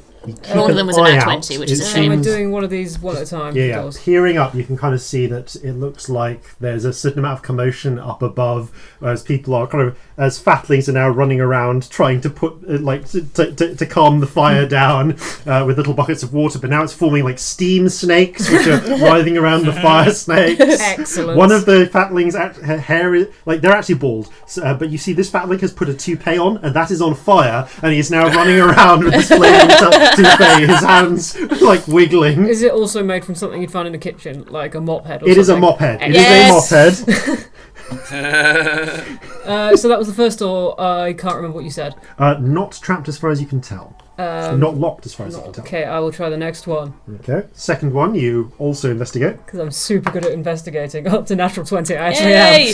am. Again, not locked, not trapped. I'm going to check the last door. Okay, you check the very end door. That's a 4. You don't know whether it's locked or trapped without trying it. So I'm going to try and signal that these two aren't locked or trapped. But this one... Oh. Yeah. Just kind of do a shrugging motion. I do a little like go somewhere, like let's go in. Okay, I'm going to try and open the one that I don't know if it's locked or trapped. Because Okay. Which I one is the figured it's going to fatling be locked. guarding? That one. Oh my god, yeah, Cool, let's do yeah. that one. Yeah. You turn the handle. You would rattle it, but there's no sound. Locked. It's locked. Right, I'm going to try and open it. Okay. Does the fatling have a key on them? Give me a perception check. Okay. Also with this, well, it's just looking. It's Just not looking, based so on not with sound. disadvantage. That is a 23. You can just see through the holes of the colander, perched on top of his head, is a fat little iron key. Do I notice where Corzin's noticed it? Now that Corzin, you can just point I if you will want. point it out to. I'm going to try and the take rest it. of you. Okay, give me a sleight of hand check No, with no. advantage because with anyway, advantage? because it's Oh, asleep. Okay, cool. That's a natural 20, which makes a 25. You just gently reach Nice. over, lift the colander, take the key, put the colander back down. That's so stupid. It's like the Indiana Jones thing of the golden head with the weight. And And yeah, turning the key. Oh, but no sound. The door. Like, you imagine a We expect it, but it doesn't happen. It doesn't and happen. It's It's weird. really yeah. unnerving. You peek the door open just a little bit. You can see there is an expansive kitchen inside. There are a number of sort of different sort of tables, like preparation areas scattered about, slightly haphazardly. In the center, there is one of those racks where all of like your spatulas and stuff hang from the ceiling. There are a set of big bread ovens, as well as a roasting pit, smaller, looking like it's probably designed for like roasting birds and so on. There are actually a couple of birds, what look like plucked roast chickens, headless roast chickens, turning on a spit. Or they should be turning. It seems that the spit turner is not necessarily presently there. Actually, no, he is. We'll get to him in a moment. Yeah, Just making my choices. Yeah. Cool. How far into the room does the silence go? So How wide the was the corridor? silence, because it's 20 foot wide, so it goes about 10 feet into the room. Yeah, like Yeah. the line is on the Yeah. door. That makes So the sense. Okay. room itself is about, let's say, 30 by 30. So it's just the entryway of the room, which is silenced. And conveniently, that does not include any of its inhabitants. Oh yes, one other thing. If we imagine that you have entered through the south and the room goes north, on the eastern side you can see there is, it clearly at some point was a pantry, but the door has since been ripped out and replaced by a more solid set of steel bars with a lock on, behind which there is kind of sat in one corner, knees held up to her, hugging up to her chest, a dusky-skinned wood elven girl. I'm surprised to find her in one piece. Okay. Yeah, wearing a sort of Early enough in the day. raggedy shit, yeah. tunic. Yuck. Around the room, you can see there are 4 fatlings besides Colander, who's out in the hallway. There is also one fatling off to the west, who is turning the rotisserie, who I am going to refer to as Chicken. From this point, he's busy turning a roast chicken. There is one fatling busy at the ovens. You can see he is pulling out loaves of bread and using a spatula to just turn them and check them. There is one who is busy chopping vegetables at one of the preparation boards. So just for location, the one using a chopping knife to chop vegetables is near the center. He is not looking none of them are looking directly at the door at this point.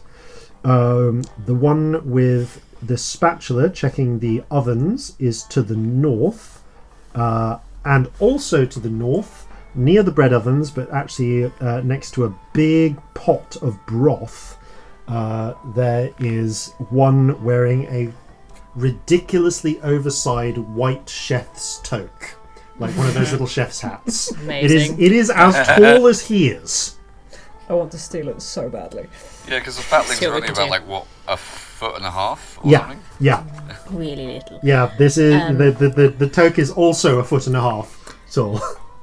So I've gone. I got want a to do big spoon. something Yeah. that's mental. So My favourite thing to do. Whew, right, I'm going to step out of the silence. And I'm going to go, greetings. Anwin sent us down to do a special performance for you all in appreciation of your cooking. What? Yeah, you like music, don't you? The four turn around. We've sent you down? I have no idea what you said, but yes. Thumbs up. And you Shit, see how that many are there? There are 4 in here. Let Colinda sleeping. Let Colinda sleep. Yeah, he's tired. Very tired. Make a persuasion check. Scamp. Because I was saying things too? Can they do it with it? give it Oh, an no, advantage they if don't you need want. it. I mean, I will take the advantage just in case. I mean, no. Okay. Persuasion, that is a 23. Yeah. Okay, so I You step in, you close the door Close behind the door you. behind. It's the 3 of you close step the in. door. And I'm going to sing the sea shanty, a drop of Nelson's blood. Oh no, it's a drop of Grenville's blood. Grenville in I'm this sorry, universe. we filtered it for this universe. Yep. So yeah, I'm gonna sing "Drop of Grenville's Blood." I'm gonna play it on my xylophone, and I'm gonna do nice. minor illusion. One of us has To to do learn to loads play of like xylophone, so crashing wave sounds and sounds of like pots smacking together, like kitchen things, And you just and like little minor illusions of little fatlings popping up in the air, and it lasts conveniently over a minute. Give me a performance check to see how enthralled they are. Well, that's Ooh, pretty really enthralled. fucking good. 28 enthralled. Yes, And as they So, as you continue this, Love you just hear them expertise. joining It in. makes you so good. I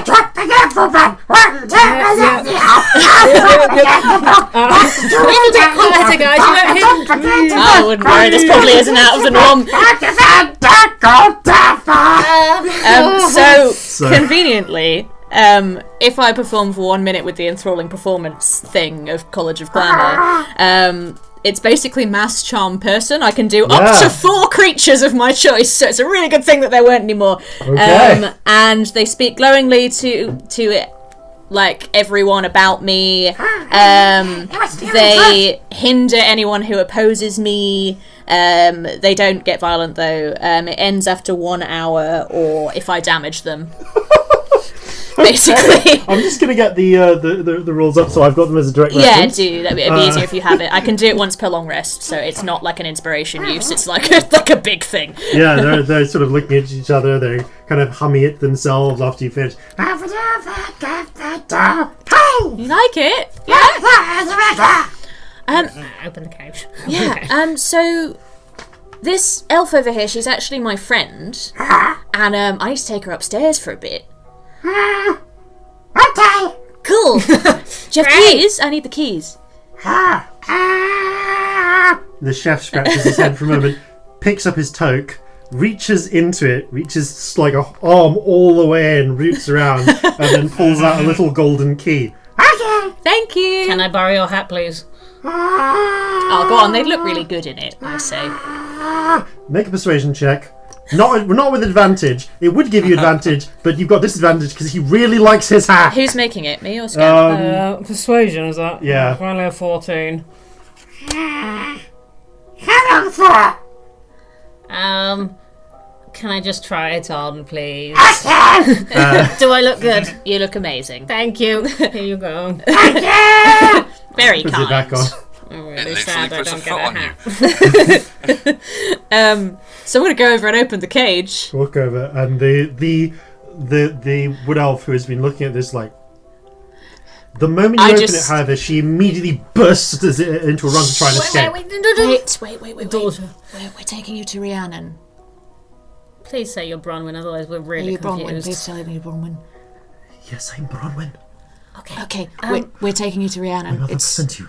Yes, We need to find a but way you of disguising need to stay you. quiet because otherwise they're going to know something's up. This is a thing. So let's just go. We need to go. Oh, yes. Cloak, anything, any way to disguise Cloak her. is good. Yeah. Do you want to? She can borrow my cloak. I'm not wearing it. Yeah, She's basically just got like this raggedy shift on. That's it. let's cover you up a bit. Yeah. Wear that. Okay. It's my boring cloak that I Puts bought it from on, Fighty ages ago. He puts it on and kind of covers her a little bit. I'm gonna give her my scarf to like cover her face up. Like, just tie that round your face and cover your hair up. It's really bright. Here's a fake beard. Put this on. She takes the beard, hands it back to you. So we've got an hour of them not being bothered. So if we make some ground, we could just get out of here right now. Okay, yes, Let's go. absolutely. We should. Let's make ourselves scarce. Okay, let's roll a luck check. Silence would still be up because that lasts for 10 minutes. Yeah, true. Silence is still up, that's true. And that was over a 10, so Colander is still asleep Excellent. when you put the door open and step through. However, as you do open it, you also see one of the other 4 doors start to open, and a pair of little fatlings emerge, one of which is carrying an enormous baguette. It's actually so big it's having to use both of its arms. The other one of which is holding a handful of beer, like an armful of beer bottles in each arm. Gonna try walking past them and giving them a wave like nothing's happening. Okay, we're going at this. You're going to Bavarian fire drill this. Cloak, we're all right. Yeah. Okay, Maybe. so you and the rest of them step Just back. go, acting normal. You kind of mouth that. Give me a deception check with disadvantage as they immediately, instinctively, like raise an arm and go ah, but then notice there's not any sound coming out. I just do a little like shrug at them, like this is weird, isn't it? Yeah, give me a deception check with disadvantage. Oh, Give them 2 insight checks because there's 2 of them. mate. That would Shouldn't have be. done that one. Oh well. Oh shit! Yeah. Oh well. That would be a 13. One of them is like, seems fine. The other was like, you see, suddenly realise, wait, and look at the hooded figure behind you, and it starts jiggling around, waving its hands as if it's screaming. Can we push them back inside the door? Give me an athletics check. Oh, good. Why did I say that? I mime at them like, it's fine. Ask your friends in the kitchens because they're going to only speak glowingly about me. Yeah, we sort of push them towards the kitchen. We just came through. Okay, you're just going to grab them, try and shove them into the kitchen. Give me an athletics check either way. Oh Yeah, dear. Corzin's going to get the other one that's and try and Okay, push so it. 2 athletics I've checks and gotta I'll stop do rolling 2 on a resistances book. from them. I'm going to roll on the table. Oh, That's really good, though. 16. Okay, It was and clocked between a Corzin? 7 and a 1. That was- 12. Okay, let me just check what their strength is, because that's all going to come down to the numbers. Okay, he also rolled a 12. So, Scamp, you grab the one that was panicking. Can I help? Shove him through.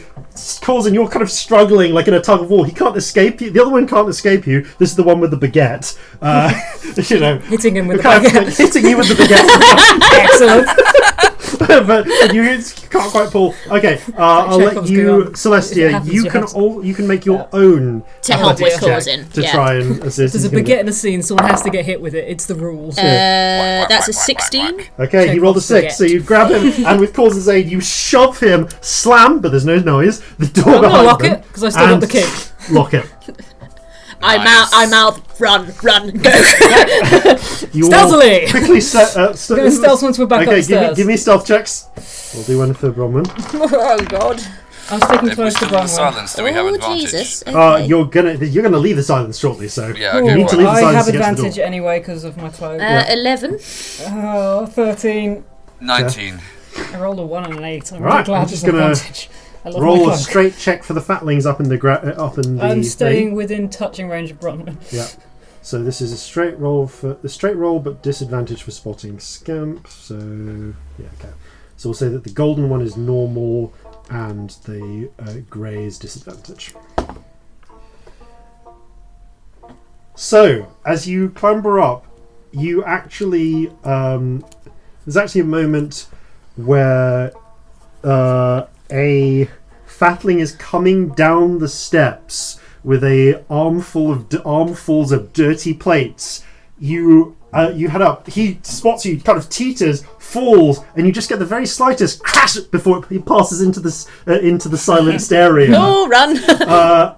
Everything upstairs is too chaotic, however, for anyone to notice. As now it's like, you know when you do, like, you know, Chinese New Year, when all the dragons are sort of racing around, and there's Oh. fireworks as well. All of that is happening, and you can Brilliant. see that Dai has picked up a long silver spoon and is using it like a conductor's baton, while fatlings are running around. Several more of them are now on fire, trying to put things back in order. Oh, the smell of that. No. But you're able to quickly slip out, slam the door behind you, and the various chaos within. Should we go? Yeah, let's run. Let's go right now! And you begin quickly, speedily making your way out. By the way, once we're out, I walk a little bit away from Scamp and Corzin. Alright. Just in front of her. Yeah. Because we've got to maintain instinctively this. gravitates towards you as a fellow elf. Yeah, any words we share I say in Elvish. My mother sent you. Yes, she's missing you. I've missed And her. she didn't have anyone that could get in, and we could, conveniently, so, yeah.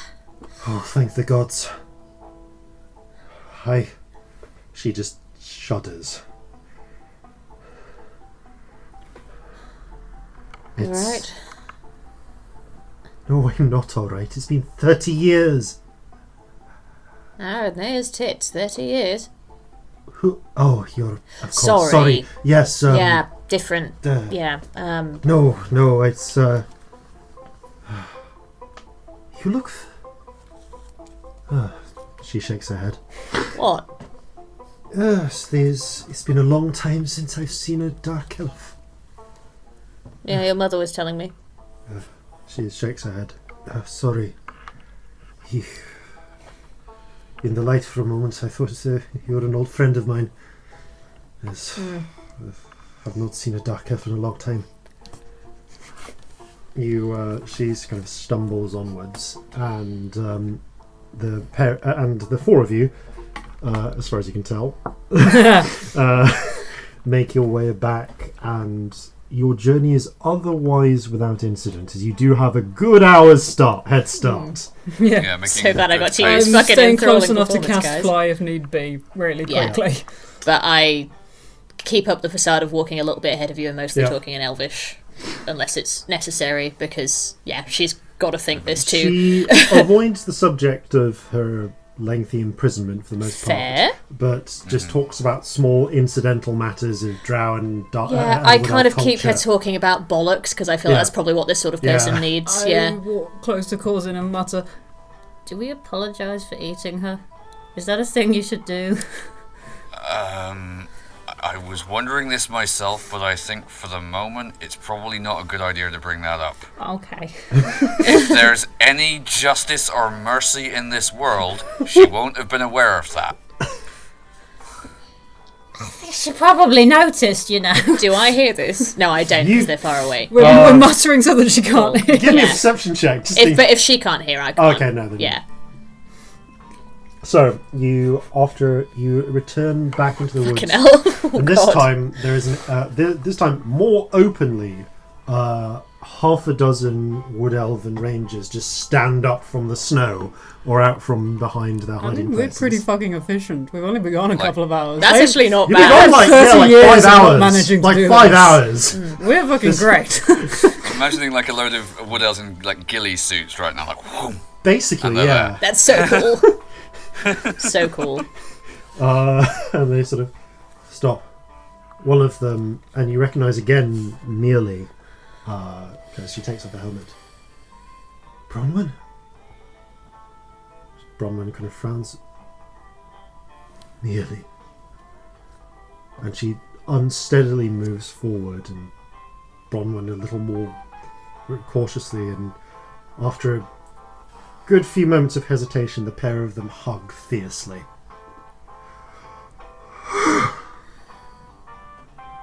By the gods, I'm happy to see you. It's all right. I'm back. And Bronwyn does lean a little on Mealy as you're all escorted back towards the earthen ramparts and up into the concealed wood elven village of Rhiannon's grove. Rhiannon During has... this time... Go on. Sorry, go. No, go on. I was going to say to Scamp, as they wouldn't have been conscious for at least part of the previous time, I'm going to ask them, alright, Scamp, how many slaves have you seen in your time? I'm not good at counting. Have you seen any? Yeah, people from the Underdark came through a lot. Not a lot, Right, oh. but sometimes. Alright, so you know the drill then. No. No eye contact, speak when spoken to, short sentences. No. I'll be polite. And hopefully, we'll all get out of this in one piece. So, you find yourselves stepping into the settlement, and waiting for you, amongst others, is the still, silver, white and black coated form of Rhiannon. She takes a step forward and just automatically upon seeing her daughter, but holds back, maintains her composure, and lets the escort bring Bronwyn close to her. Bronwyn staggers a little, steps forward, and then kneels on one knee before her mother, bowing her head low. I'm sorry, Mother. I could not escape.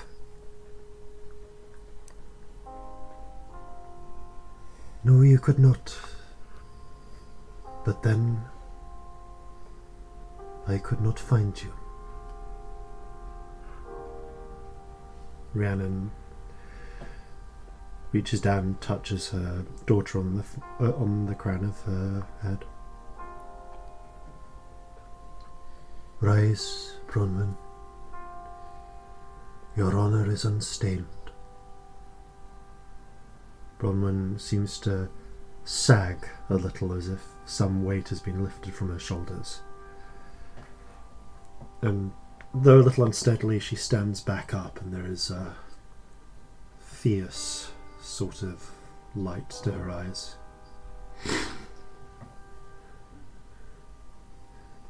Will we be avenged for this insult? Yes, daughter. In time. When the circumstances are right. Remember the first rule of war. And the pair of them say together, the only rule is victory. They take a moment, clasping one another's arms, but not embracing the way that Bronwyn's cousin merely did. Very well then.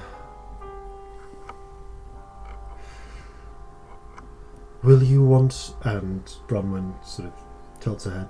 I think I should resume my duties, Mother. As you will. I know they will be happy to see you again. As I am. Yes.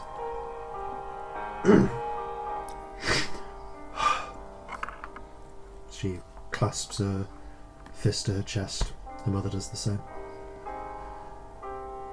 By the purity of blood, by the purity of blood, and by all the gods. And Bronwyn and a number of the elves break off and begin to head towards the groves, the sacred grove. Rhiannon, however, steps forward to meet you, and you see coming forth from the large house is the same young, silent male wood elf you saw before, carrying an enormous black iron cauldron. It's big enough to fit a couple of Corzins in. I love that Corzin has become a unit of measurement. Yeah. You're a unit of measurement, Corzin. Sorry, I'm going to shut up. Is it what? So the elf kind of bows low and presents the cauldron to you, Celestia. I take it, put it on the floor, and bow back. And Rian says, I thank you for all you have done. I hope that your own favour is awarded without any trickery. Yeah, me too. Thank you for trusting me. It is as you say. If elves cannot trust each other, who can? Yeah, Go with the gods. thank you.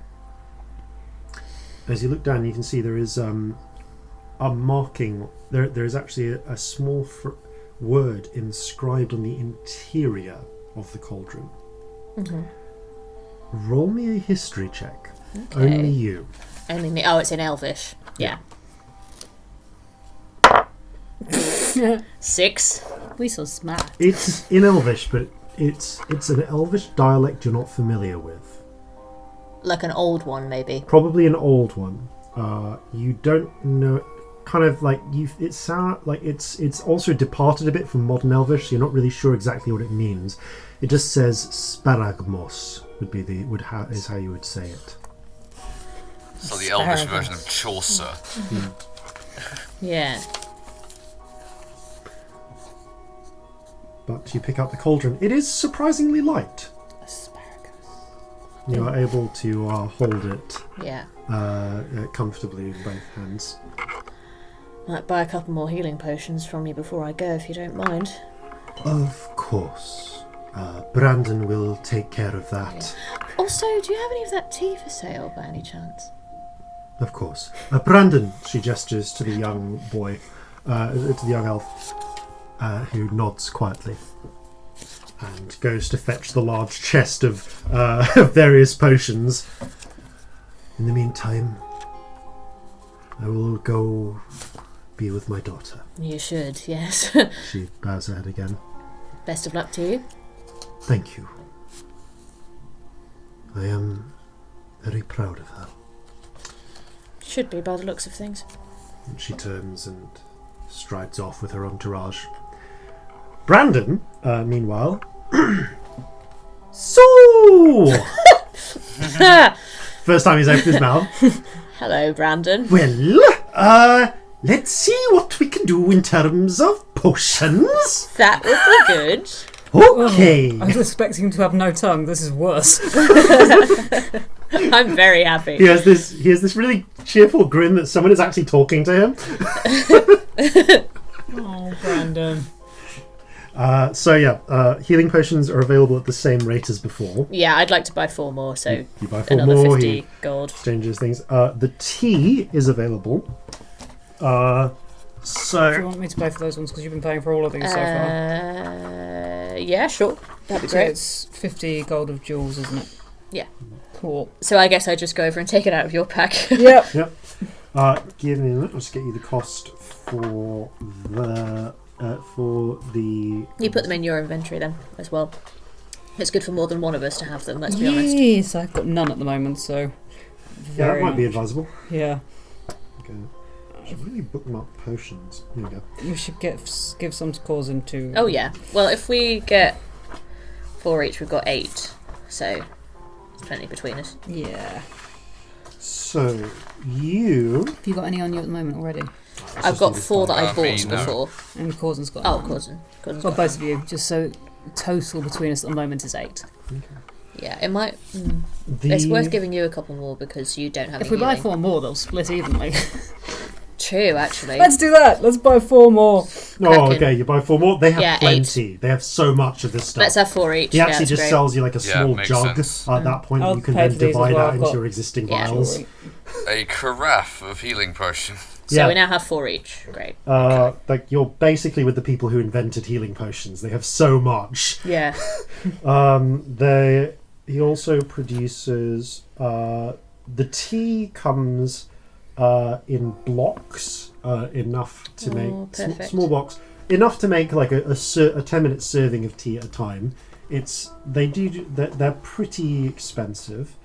So there are functionally 50 gold pieces worth of treasure each, but they're enough to service your whole party at a time. Okay. What, should we buy like one each? Yeah. But That would make sense. Yeah. how much Each. were they, sorry? 50 gold pieces per block, and a block is enough to serve the whole party for a tea session. I might buy 2 actually. Okay. I'm going to buy 2. 50 gold pieces worth of treasure for each. Please inform me when you are using it. Oh yeah, no, I'm not just going to be like, by the way, we had tea. Because, So... well, is there nothing else? No, I think that's it, Brad. Oh, well, thank you very much for coming. It's been an absolute pleasure to meet a dark elf. It's been amazing meeting you, Brandon. Well, may all the gods be with you, and of course, purity in the blood. Of course, all the purity of all the blood, yes. Oh, fantastic. Lovely. I'm going to go now, Brandon. Okay. Bye. Have a good day. Bye. Oh, God. It's I getting tend- more disturbing the longer we stay. I turned to the other two and go, let's go. Please. I While nod all of mutely. the buying was going on, can I try casting... I've forgotten its name. Floating disc. You do, and this actually attracts a number of eyes. But as you spin and you spin your hands and expand the bead of mercury into a wide disc. I occasionally throw in a, I'll carry on in Joven, so I'm like ordering them to do Yeah. it. Yeah. But yes, you now have you have the floating disc once more, and I'm assuming you probably pop the cauldron. on. Yeah. Yeah. Punk. Alright, let's go. You awkwardly and quickly make your way out with your armed escort of the wood elven settlement of Rhiannon's Grove and back into the woods. It is another 2.5 hour journey back to the Hall of Anwin the Fair. I'll recast every time. Yeah, you recast everything, so you're getting like. So it slows us slightly, but we'd have to carry the damn thing. It's probably like a 3-hour journey. Yeah, let's it's be like a honest, 3 but hour. like It just takes we 10 have minutes to get the time. thing up, It's but, not yeah. even evening yet, is it? So It is alright. evening. In fact, it was even. It is actually. By the time you got back, it was evening during that whole scene. I should have mentioned that. It would have been very dramatic, but no. So by the time you get back, it is night, and the torches are burning. You return, and again, the whole area is set out. The musicians are playing. There is one passed out giant tree in the corner. Oh wow. wow, Excellent. scorch marks on some shit. I imagine. Yeah, there's a few scorch marks here and there, but things are largely, as before. You've entered in the middle of dinner. The various creatures of the forest are feasting away. But there's one change to the usual arrangement. On the roasting spit in the centre, instead of the wood elf, there are 4 roasted fatlings. Oh, I knew it. I fucking knew it. Does one of them have a colander on its head, or is it just the charmed ones? You don't know. They have been stripped They of their removed belongings. the colander before they spit roasted him.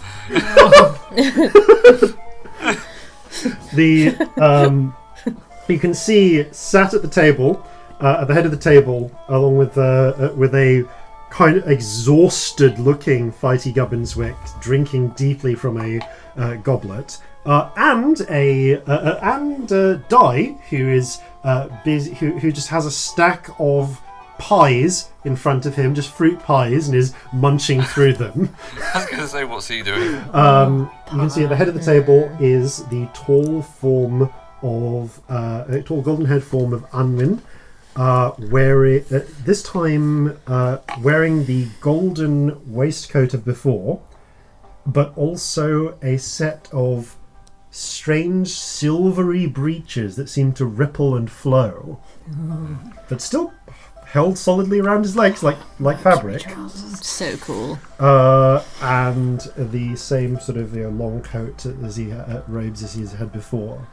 And he gives you a wide, sharp-toothed smile as you approach. Well... Brought you something. Ta-da! I see that you have. Well, that's just lovely.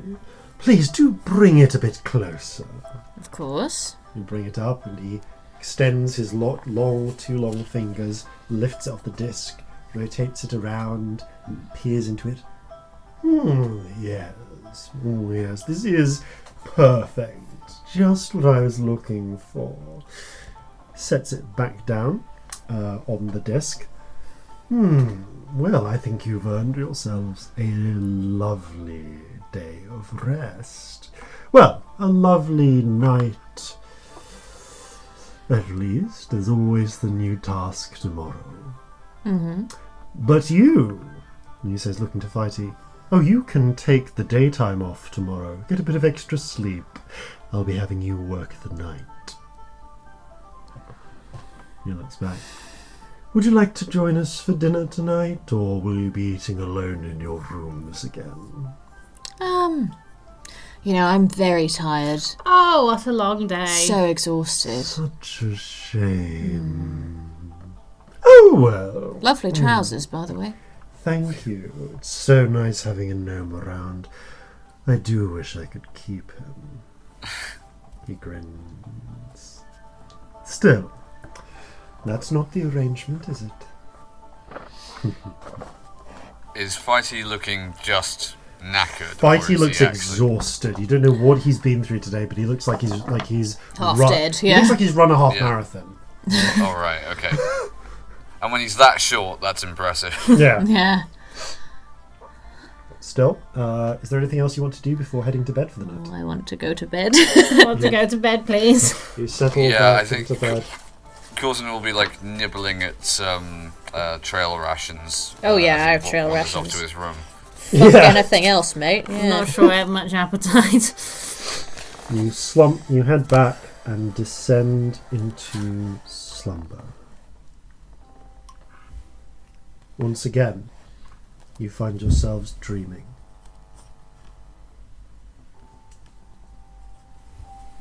Celestia. You find yourself dreaming of a cold, dark place, a cell, set up with a grill so that you could look into it without those inside seeing you. You dream of going there day to day to day to speak with the one inside. Talking. Just talking. And a sense of revulsion and pride. Corzin. You dream of walking along the edge of dark cliffs with a crashing ocean below. But you look down and you see the sea is not made of water, but fingernails. Smashing, fingernails and teeth just smashing against the rocks. You know this place. It feels familiar. As you look up before you wake, a tall, gangly figure with a stitched-on head and a noose of rope at its hand stares back at you from behind trees of bone with fingernail leaves. Scamp.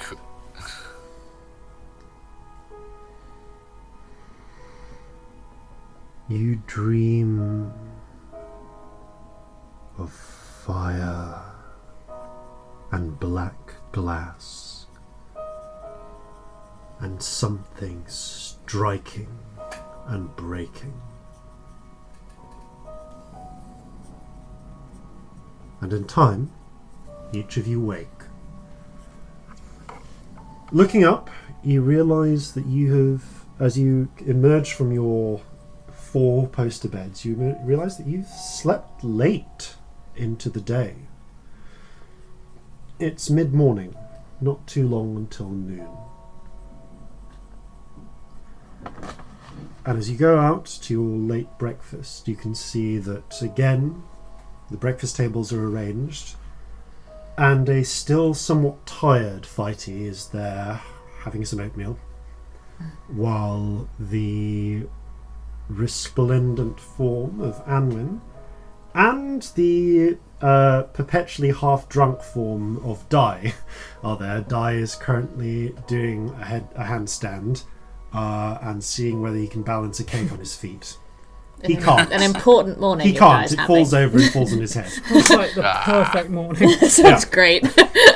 Actually, talking of which, though, are his feet hooves? They are hooves. Okay. It'll be even harder. There's less. Yep. Yeah. He kind of gets up, wipes the cake off his face, and eats it. Really thought that would go better than that. Can I try? Sure. He reaches into his waistcoat and pulls out a fully sized cake. It's your funeral, I say. Give me an acrobatics check. I'm going to use the enormous dice for this very important roll. That's a 19. That's really good. You manage it for a good 30 seconds before toppling. The cake falls over. Corzin, roll a luck check. Luck, okay. I'm so happy if you're not 19. covering cake. And you deftly step out of the way before the cake lands on your face. It splatters onto the ground instead. Splat. I mean, that was amazing. Cake is amazing. Yes. And Anwin leans forward from his own breakfast. Yes, cake is an amazing thing. But on to other things. Of course. You'll be happy to know, Fighty, that I'm giving you the day to do a little rest and whatever preparation you need. You did mention that last night. I'm quite glad to hear it. Indeed. For tonight you will be weaving me a coat from moonlight. Of course I will. As for the rest of you, your third and final task today. And on this occasion you have a little bit, you know what? No, let's make this more interesting. Fighty, I've changed my mind. You have until sundown. Weave me a coat of sunlight. Oh, wonderful. Fantastic. Sure, why not? He's banging his head against the table. Sunlight, as if that's easier to work with than moonlight. Fantastic, thank you. I guess I'll start spinning then, shall I? Please do. He upends his oatmeal. The bowl shatters and he storms off into an adjoining corridor. And to keep things interesting, your task must be done by sundown as well. But don't worry, you should have plenty of time. I need you to do a delivery for me. The location's only an hour away. Should be able to get there just before noon. I want you to travel south-southeast this time and take a couple of things, 3 things in fact, to the top of the hill that you will find there. The first thing is the satyr, and he gestures towards Dai. Oh, we're going somewhere? Yes. Take him, take the cauldron, and take this letter. And he passes you, Celestia, a sealed letter. Your instructions are do not open it before you get to the top of the hill. Okay. And when you do, follow the instructions inside. Right. These are the terms you must complete to fulfill my favour. Oh, well, on your way, I suppose you'll need to be getting off soon if you want to get there in good time. Yes, we best had. Just for the record, listeners, I just need you all to know how awesome Jason is, because he's just handed me a letter that is genuinely sealed with wax. And it's like the best thing that I've ever seen. It's really cute. I love it. So yeah, very exciting. I've not opened it. I haven't, so I've not flouted the contract. But I'll take a picture of it and put it on the social medias at some point. Yeah. Please do. Yeah. Right, let's hurry up then. Because there's going to be something that'll waylay us, I'm sure. So broadly speaking, this letter is for us. Well, he said it had instructions that we need to follow. Alright. I don't like this. I don't like it either. Sounds like a fun day out. Great, yes, so much fun. Ball. Do Who wants a drink? Do you want to sit on a magical floating thing with a cauldron all the way?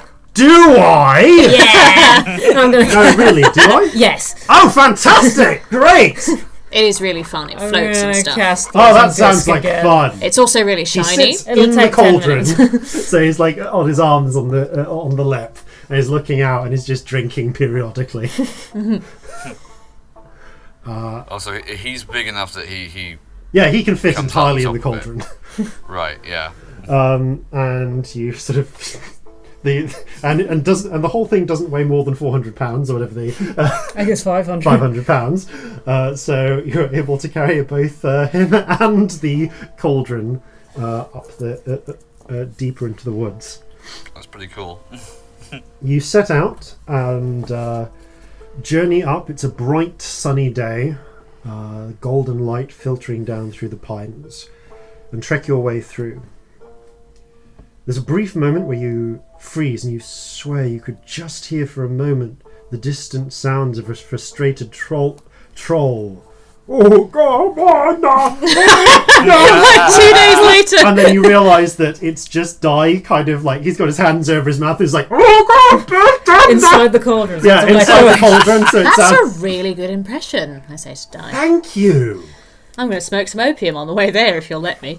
Oh, sure. And he taps your pipe and it refills with opium. Oh, amazing. Thank you. Can I do that on the way there? Because it's an hour walk. Yeah, go for it. Cool. Roll your addiction save while you're there. Yes, I will roll my addiction. Oh, it's a 2, so I'm Okay, addicted. you're actually back up on 1 again. Yes. Let's hope I don't roll a 1 on the fucking hit dice this time. Come on. Cast mage armor. I keep 2! forgetting. Hey, It was a 2.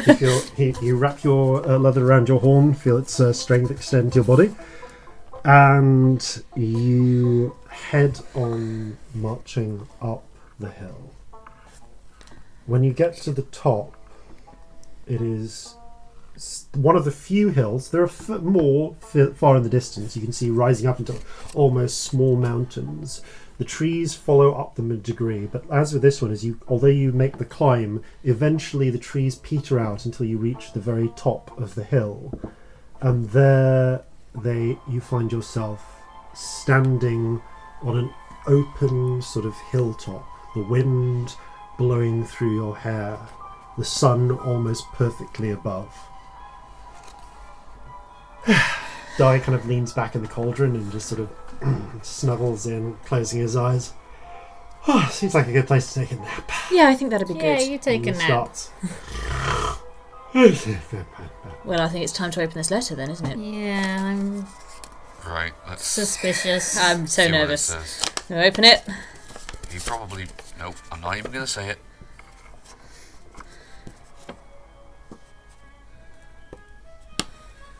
Right. So this says, dismember the satyr and boil his body parts in the cauldron. Do not tell him why. Remember, I have your friend, Anwin.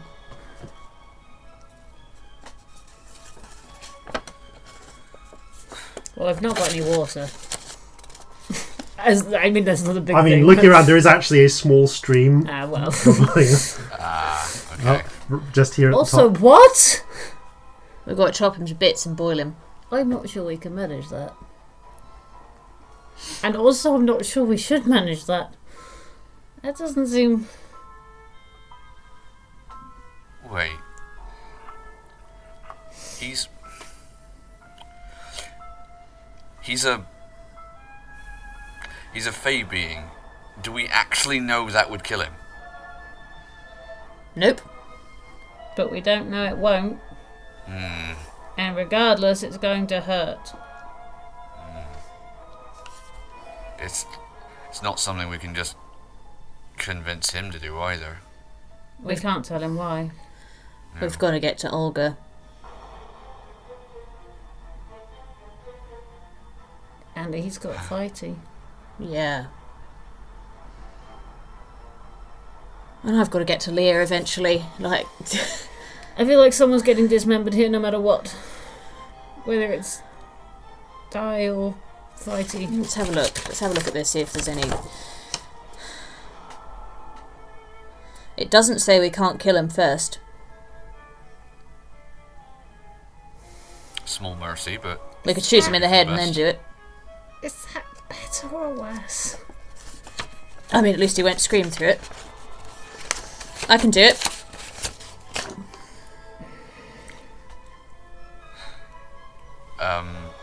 Well, I'm gonna have Corzin gesture that we move away from the cauldron while we're discussing this. I assumed you had. Oh yeah, I think Yeah. we're not stupid enough to You're be discussing over it by the little loudly. bubbling- Like, shall we bubbling kill brook." him first? Oh yes, I think we The should moment kill you him. That's opened not what's the water, happening. Read what it said before reading it out loud. I'm assuming you all moved over to that little bubbling stream and had this quietly. so here's the thought. We don't know that it'll necessarily harm him. Yes. But there are spells that... Like the charming one. You can't make someone hurt themselves. No. So we'd know if it harmed him if he let us do it.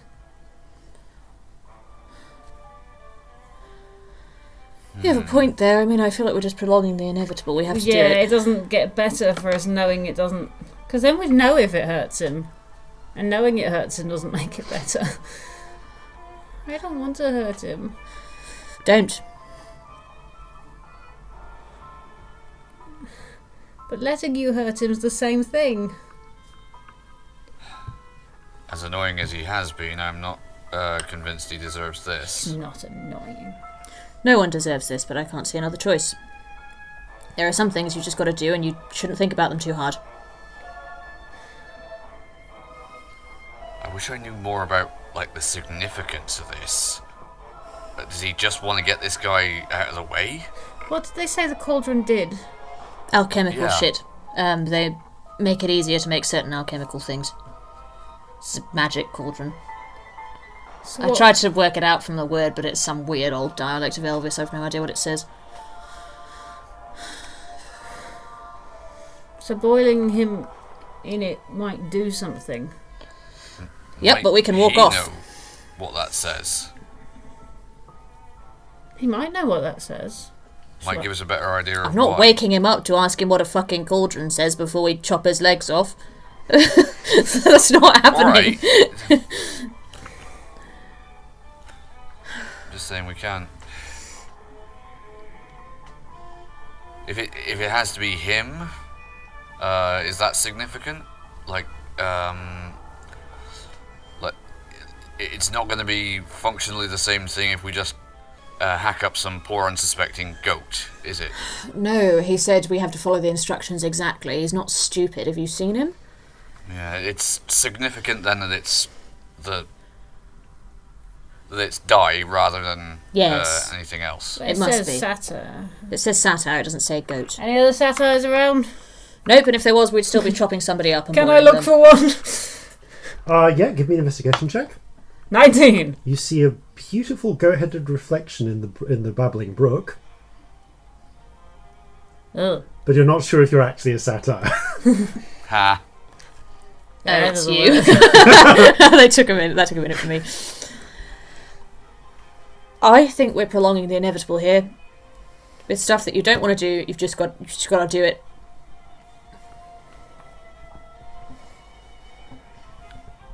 really like him. I know.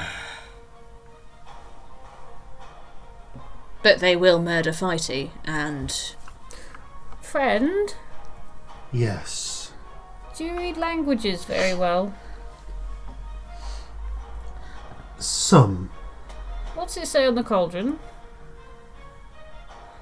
Sparagmos. What does it mean? Dismember. Oh. Or possibly rend or tear. But I think under the circumstances that's the most accurate. What did he say? It means dismember. Oh, good. Is that better or worse? Fucking hell. Right, so this is a cauldron specifically designed for this purpose. Great. It's also pretty old. Have you ever From the seen looks this? of that, that's pre-Tyrian. Praetorian. I don't know what that means. Pretty fucking old. Right. I'm not great at history. I That's don't Hang on, pay what it attention does. much, but Would Corzin know how old that is? You are aware of when the Tyrian Empire was, but I give me would a be history, as well. give me a history check just for a rough, more precise dating. should I do one as well? Uh, Natural one. Really didn't Oh. pay attention. Really distracted right now. Really distracted. Yeah. 5. Yeah. It was Older a than the long Regency. time. Older Yeah. than the Regency. You don't know anything about this sort of thing, do you? I know that you are dealing with old and powerful spirits right now. And we should do what they say? Or we should just... There will be consequences for not. Yeah. I don't want something to happen to Fighty. I don't want something to happen to your friend either. Because he's your friend.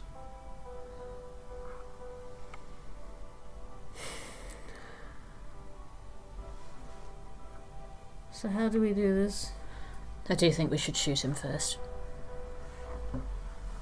I've got a Kinder thing to thing do. I can do that if it doesn't work immediately, it will at least stop him vanishing and running, or at least slow him down. Right?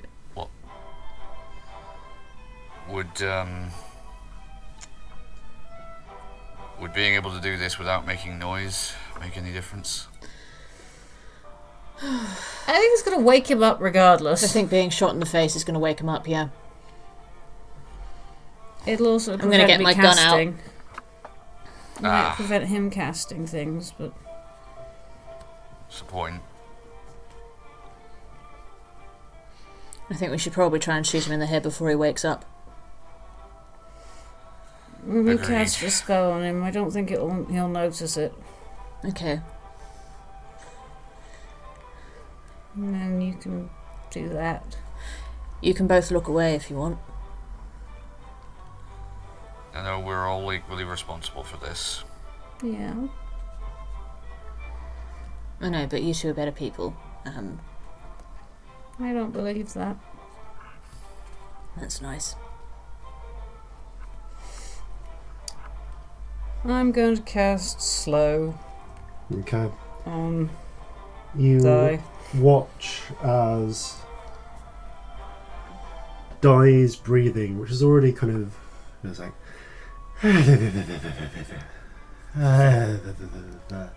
slows down.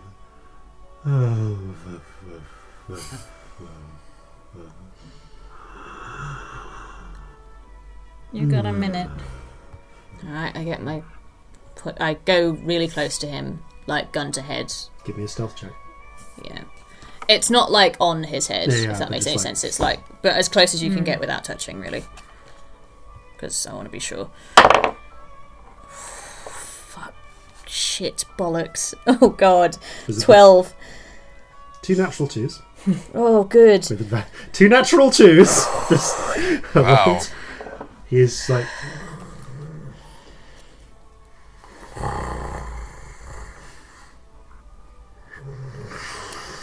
So I hold my gun out. My hand shakes.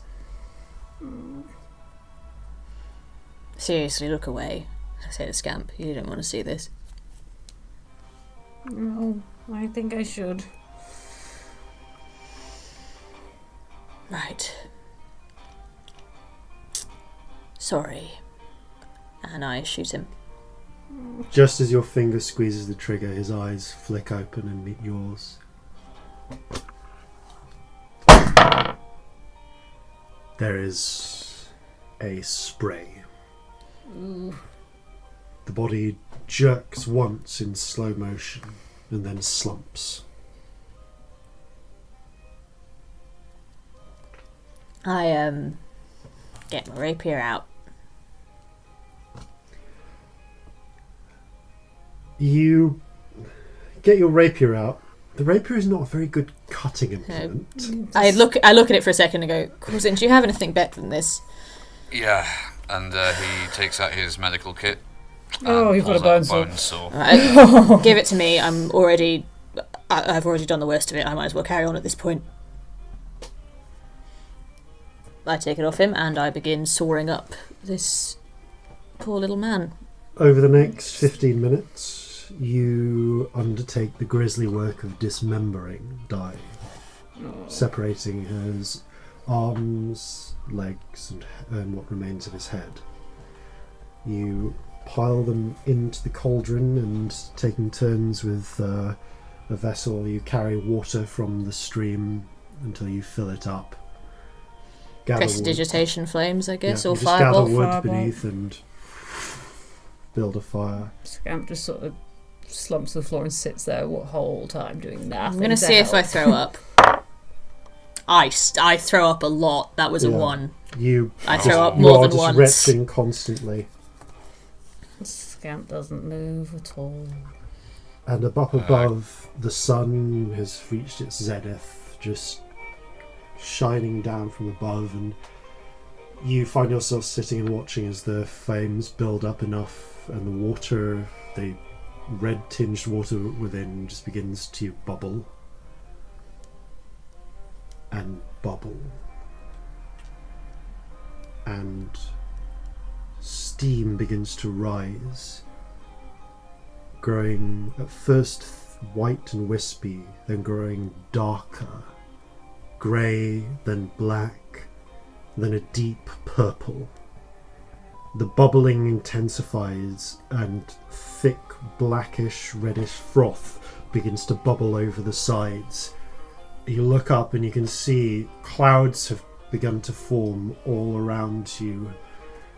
They begin to circle round until only just a thin beam of light is coming from the sun above. There is a rumbles of thunder in the sky, flashes of lightning, and the clouds narrow through until there's just this tiniest thin beam of light. And you watch as, with a desperate shuddering, the whole cauldron quakes, and the earth quakes as well. The trees rumble and shake, and you see a form begin to rise out of the cauldron. Just seemingly formed of, you don't know if it's just some sort of reddish, purplish substance which begins to crystallize. You see the outlines of bones and flesh weave themselves around the bones as they're structured into place. A tall form, tall as you, Celestia. Bones, then flesh, then skin and hair, and 2 huge curled horns, and a long, kind of unkempt beard. And as the figure extends his hands, and it's very much a him. You've seen him form completely naked. He's very much a him. Pine needles begin to and grass begin to tear themselves out of the ground and spin up around him. And just this, and they begin to form this whirlpool, knitting, threading together, forming a long green robe. And with one last clap of thunder and a flash of light, you're momentarily blinded, and you kind of blink it off, and you look up, and there, as the clouds above begin to part, stands a tall, very adult-looking satyr with golden eyes and a full brown beard and curly chestnut hair.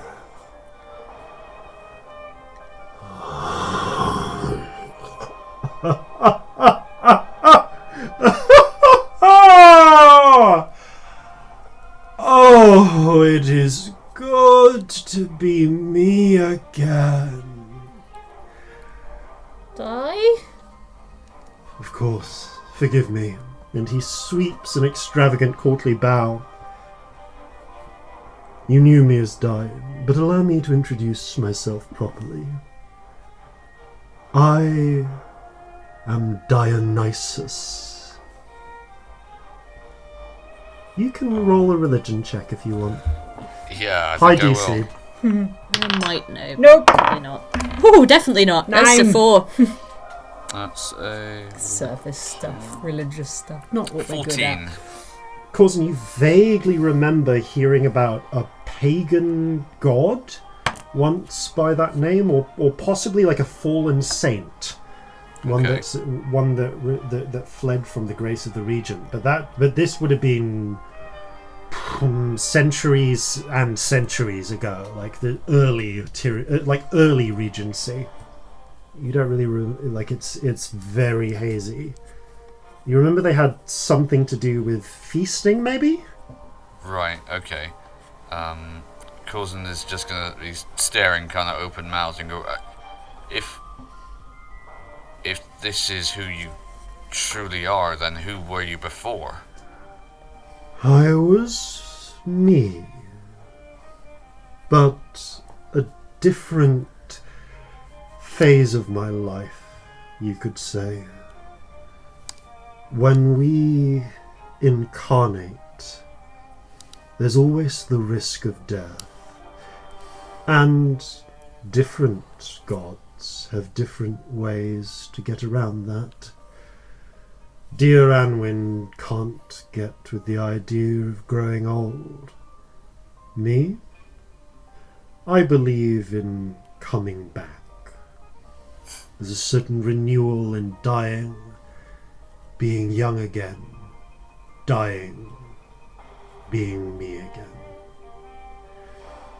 Sadly, that process got interrupted for the better part of 2,000 years. And he gives Ella a Long wide time. grin.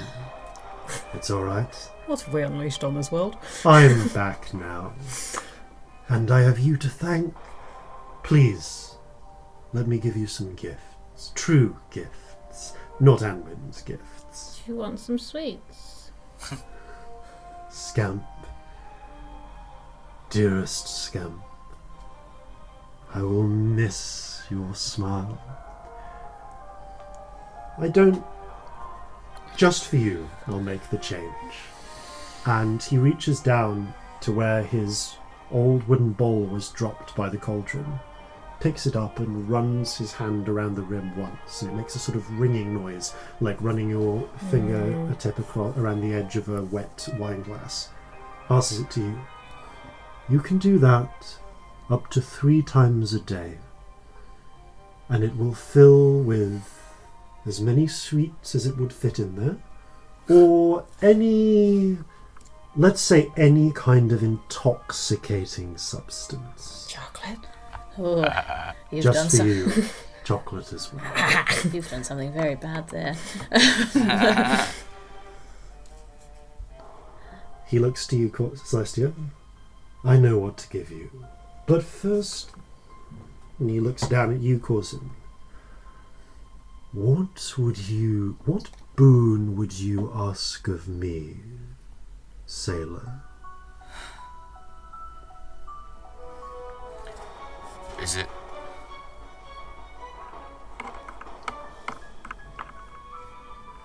it within your power to show me what my true heart's desire is?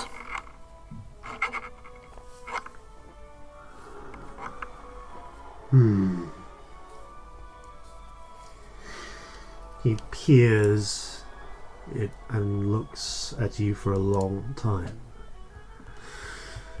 I mean, the kind of desires I mostly deal with are a more earthy, gratifying sort.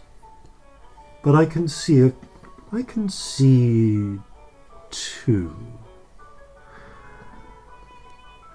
One of them sits in a house in a little, very little space, and both of them are waiting. But the other lies deep beneath the ocean, waiting. Its time will come soon. She will re-emerge soon. I cannot tell you where. I cannot tell you when. And while I have at this time the power for a few little tricks, I cannot grant you what you need. Can you give me the power to keep them safe? Make sure they want for nothing. You have that power. I can see there is a store of wealth, at least, left behind with them. They won't starve. But I can tell you what to seek for your other heart's desire. There is a stone, a set of stones, blue, with a slice down the middle, like a hawk's eye. The eyes of the storm.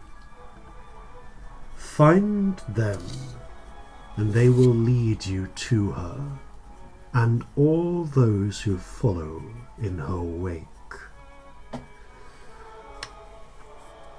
Let me think. One sits at the chest of an old enemy of yours, a thorn in your side.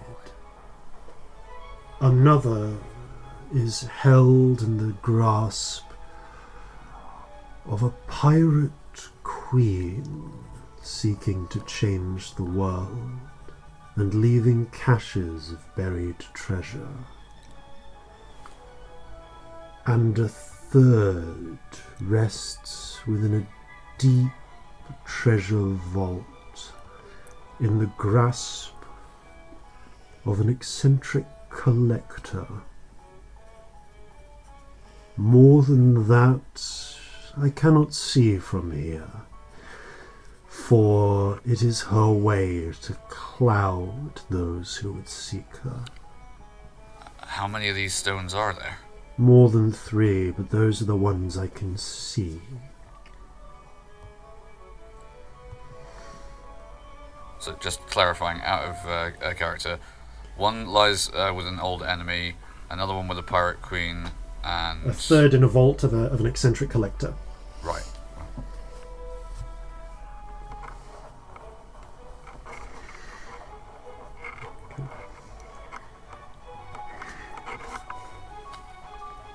And Sorry, I suppose I can. note-taking. That's right. Yes. And I suppose I can do this for you. And he reaches down and touches your chest, and you feel a sort of a warmth spread within it for a moment.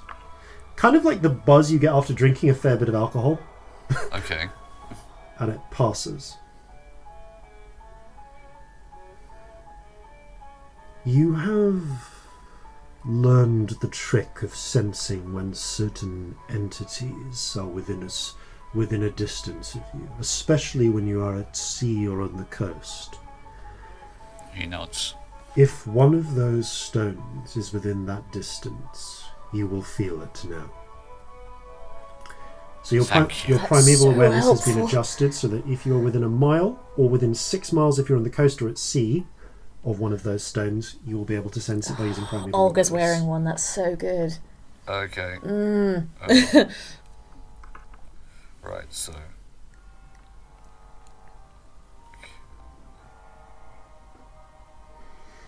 And as for you, Celestia Stardust,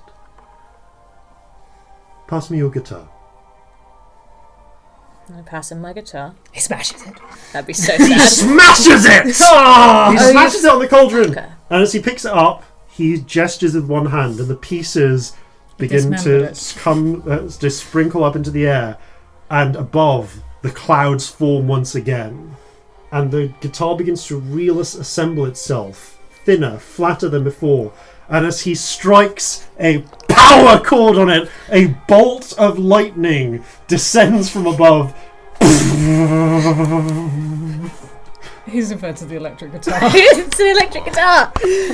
Is it now purple? Because I want it to be. And there is a deep purple guitar. There's no sounding board to it. It just seems to be the strings of metal on a flat, kind of weirdly lightning bolt shaped back. Oh Yes. god. In purple. And he passes it back to you. I think you'll find this has a few interesting tricks. This is pretty much the best thing I've ever seen. So the electric guitar has two effects. First of all, it is an electric guitar. It is a sound unlike anything else in this world, and it comes with an inbuilt amp. Nice. And doesn't need to be powered.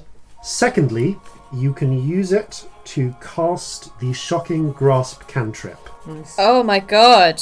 Oh, yes. By And hitting you them cantrip? with an electric guitar. Holy shit. That's incredible.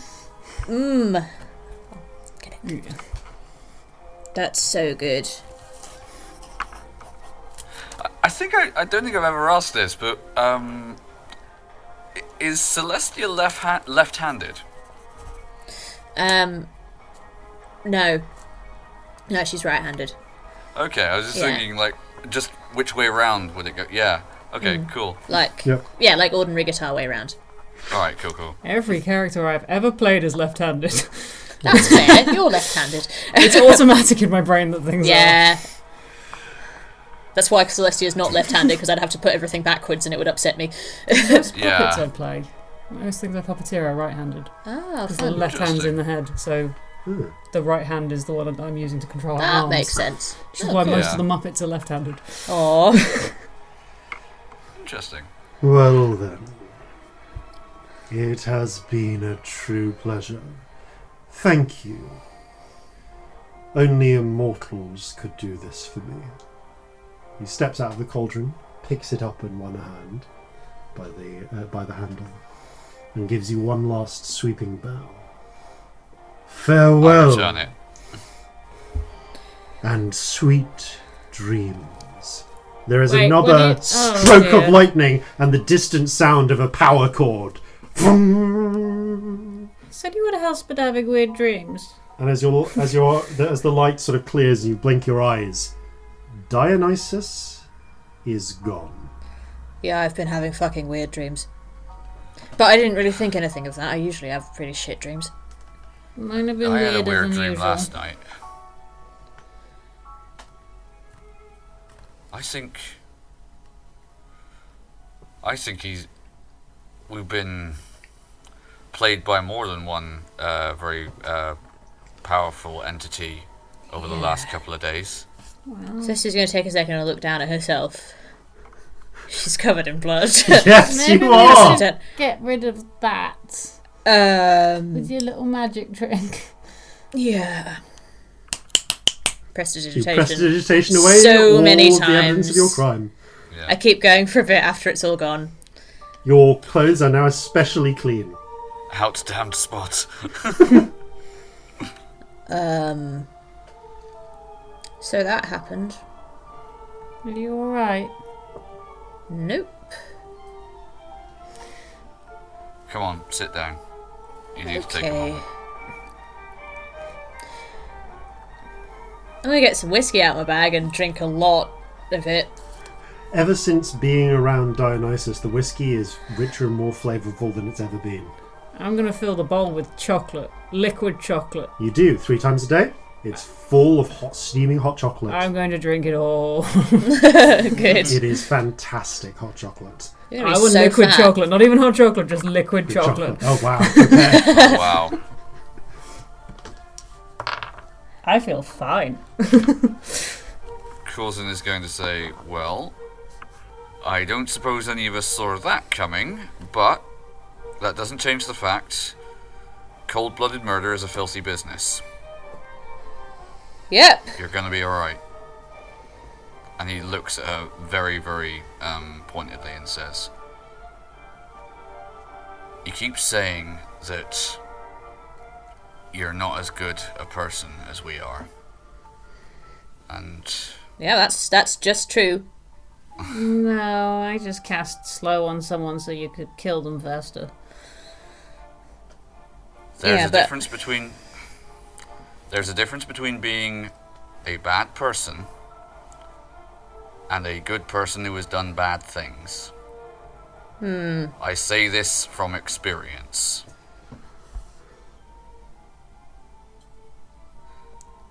Right? Now, if you're feeling guilty about this, and you, by rights you probably should be, that's perfectly normal. But don't let that guilt give way to shame. Yeah, guilt's recent. For me.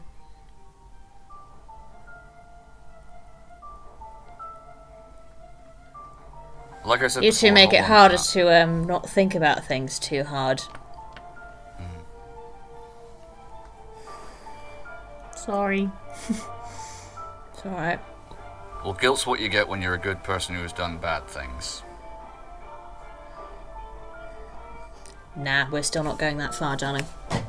I'd drink more whiskey. So much whiskey. Do you want to sit on the floating disc while we walk back? Maybe. I wish I could sit on the floating disc. I feel really tired. A cheerful, Why can't bright you? sun beats down. It doesn't move unless I do. Oh, it moves with you walking. Yeah, that's really sad. So you could just carry both of us. Yeah, you have to walk. It's a lot easier now that the cauldron's gone. Oh, is it just totally gone? Yeah. No. Went He with took him. it with him. He took it with him. Oh, right. Celestia just sits on the disc, curls into a small ball, and doesn't look at either of you. She's pretty much not made eye contact with you since she chopped a man up in front of you, to be honest. I leave Yeah, a bowl of chocolate next to you. Yeah. It sits and there of course- untouched. I eventually go back and eat it. Causes this Slightly guy to, cooled like, chocolate. put a hand on a shoulder and just She shrugs give it a off. small squeeze. I'm going to leave Oh, Jeffrey I didn't with hear you. what you said there, Sam. It was he was just going to put a hand on your shoulder and give it a small squeeze. She shrugs it off, babe. Okay. I leave Jeffrey with you. I know how much you love animals. Jeffrey is really fucking unnerved right now. He's just like shivering a bit. It's been a weird day. The weather did weird things. You cut up a man in front of him. I completely ignore Jeffrey if I can. Jeffrey, give her a hug. I shout back as we walk. Please take this fucking monkey Jeffrey away kind from of me. awkwardly clings onto you Nope. with all four limbs. Animals are good for you. They're fucking weird. It's like a tiny person. I hate it.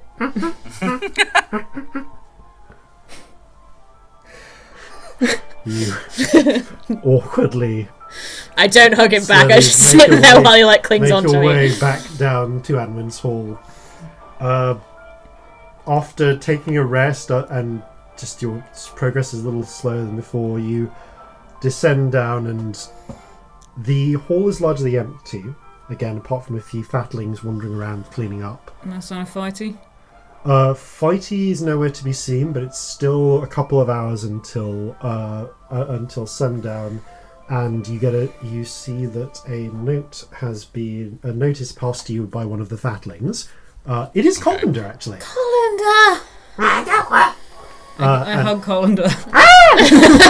he kind of wriggles a little bit. And eventually sort of squirms out. And I put my runs head on away. the table. There's a note from Fighty. It just says, "Get your things. Prepare for a journey. Pack provisions. Meet me in the Great Hall at sundown." So you have a couple of hours to do any preparations you want. Okay. Should we see if the kitchen staff will give us any food? We probably should, shouldn't we? 4 new fatlings. Oh dear. You know what? I don't go down to the kitchen. I sit there and be weird and Yep. drink. I get hella drunk. I leave Yeah. the bowl with you. I can make Yeah. one more thing today. Have chocolate twice. What's the other thing that you make? I've made chocolate twice, so I could do one more, and it can be anything. So I'm gonna leave anything intoxicating. Anything intoxicating or like sweets based. Oh, booze. Booze, What booze. do you want? More whiskey. Just fills up with I get rich amber whiskey. so drunk. Yeah, no, you Yeah. are. God, you're gonna get. Okay, let's say. So they're drinking the whole bowl. What's your Constitution score? And your current Lol, 9. and your current level, 5. So you get. So you have a. So you get one of those for free. Now give me. So okay, so the second drink puts because this is gonna. I'm doing this to check. You're in the I liquid don't have courage. 2 bowls, I have 1 bowl. Yeah, no, you have one bowl. Okay, It's 5 drinks in a bowl. okay. So you've got the second, as it were, unit brings you to the liquid courage state. So you've got 5 temporary hit points, advantage on strength and charisma skill checks, disadvantage. Don't write this down just yet though, because you might lose this. Disadvantage on dex, wisdom, skill checks, advantage on fear saves, disadvantage on charm saves. And now roll 3 more times for a Constitution save to see Fucking how hell. pissed you get. So pissed. What is Don't- the volume of this bowl? It's pretty big. It's fairly sized like a drinking bowl. 4? So that's 1 fail. Yep. Disadvantage on all skill checks and attacks. Ooh. 8. Disadvantage on all saves. 16. Okay, you don't black out. Okay, so So you have disadvantage on all skill checks and attacks and all saves. You do have 2 hours, so you can. Let's call it one more check to see how many of those. skills, attacks, and saves. Sorry. Yeah. Let's just give me a Constitution save. And we'll see how quickly you sober up in the 2 hours you have. 18. So actually pretty fast. Good. You drop. Okay, so you okay. I'll say that's enough to drop the 2 failures. So you are still drunk at sundown. So liquid courage state. So 5 temporary hit points. Well, it's such a good idea to be drunk at this point, isn't it? 5 temporary hit points. Advantage on strength and charisma. Wait a second. I have a question about temporary hit points. I still have 2 temporary opium hit points. They overlap. They do not stack. In fact, I will just. So I just have 5. Yeah, I'm just going to pass you the sticky with the notes on the alcohol. You know what? That would be notes. great, So you can actually, just so I copy don't that have to out. write them. Yeah, there you down. go. So, when you're all gathered together, There's one thing I want to do Yeah. before sundown. I'd like to see if I can find the nun's habit and the gimp suit. okay, they have been cleared away, but give me an investigation check. Let's see if they're around anywhere. Ooh, 17. You searching around, asking a couple of fatlings. You find a cupboard in which both the scratched up, torn up nun's habit, scarlet nun's habit, and the gimp suit have both been hung up. Is it alright if I take these? My gifts! Yay! I'm going to put them in my bag for later. Yeah, the nun's habit is modified to be risque Yes. as fuck. So add 1 risque scarlet nun's habit and 1 midnight blue gimp I have suit. no idea why I want them. I just didn't want to leave them behind. 1 halfling-sized midnight blue gimp suit. In episode 65, when we need all of those things, we're going to thank you. We need to get ourselves a I bag will of say holiday. you have taken the goat armor helmet. Do you want the rest of it? Because it's in the same It's cupboard. really heavy, isn't it? Yes, I it's can't so heavy. carry all that. I don't generally worry too much about weight, like I slightly abstract it, but that is heavy enough to cause encumbrance problems. Yeah. Okay, you leave the rest of it. You only take the helmet with you. And, Corzin, is there anything you want to do in the couple of hours before sundown? I think actually probably Corzin would be making sure all of his provisions were in order, making sure all of his weapons were loaded, Yeah. and keeping an eye on Celestia to make sure she doesn't actually pass out. Okay. Like, he's not going to be enforcing his company on her, but he'll be around. Yeah, I don't let you sit near me. Yeah. I move. Jeffrey follows you. Jeffrey follows you the whole I time. push him off me like a mean little bitch. Jeffrey tries to stay with you a couple of times before eventually sulking and going back to Scamp. And give Jeffrey lots of food. He's gonna be a fat monkey. Fat, traumatized monkey. Shortly before sundown, as the golden light from the windows is streaming into the room, a pair of figures, one bitterly exhausted looking Fighty Gubbenswick. His clothes look a bit rumpled. It looks almost like he's been in a fight, although bearing no obvious injuries, staggers down a set of stairs, and shortly after him trails the resplendent form of Lord Anwin the Fair. Gold waistcoat, quicksilver breeches, and a long coat, like a robe of sunlight. It just seems to be woven just of brilliant, gleaming golden light, but it flows and moves like cloth. I put my sunglasses on Yeah. Wow, yeah. and look apathetically at him. Oh, you've all been such lovely guests. I really felt that third favour get repaid. Well then, I am a fairy of my word. He snaps his fingers and the wall behind his throne splits and peels aside to reveal a stone archway in a small room, beyond which you can see, not matching the room at all, what seems to be a verdant, pleasant-looking field with the sun shining high in a blue sky above. Fighty turns to you. If we can have a few moments, not that we're not grateful for your hospitality, and we do thank you for everything, Lord Anwin the Fair, and he bows. Of course. We bow as well. I do Yeah, a drunk policy. little weird curtsy. You've been lovely guests. And he turns and strides away. Fighty, who is struggling under the weight of his own pack, looks to you. First of all, did you get provisions? I got a week of provisions. Okay, that that gonna should be be enough? enough. I can make beer. Fill me in later. I First, got a really cool guitar. this is important. Because when we step through that archway, we're going into the Dreamfold. Oh, that place is real. It is. I thought that was just a fucking fairy story. Am I Well, really fairy drunk? stories. You know we're in a fairy's house, right? Yeah, shit. What's a dreamfold? It's the place where dreams are quite literally. Oh, hence the Made. comment about from Diana. Yeah.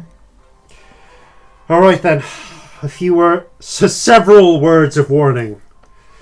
The Dreamfold is how gnomes get along around quickly. He checks for a moment as if seeing he has a headache. Apparently, no, this is enough to service the gate. So, it's not just how we get around quickly. It's where gnomes live. Many of us. Alright. We live between the Dreamfold and the living world. That's why we're all so fucking weird then, isn't it? Bluntly, yes it is.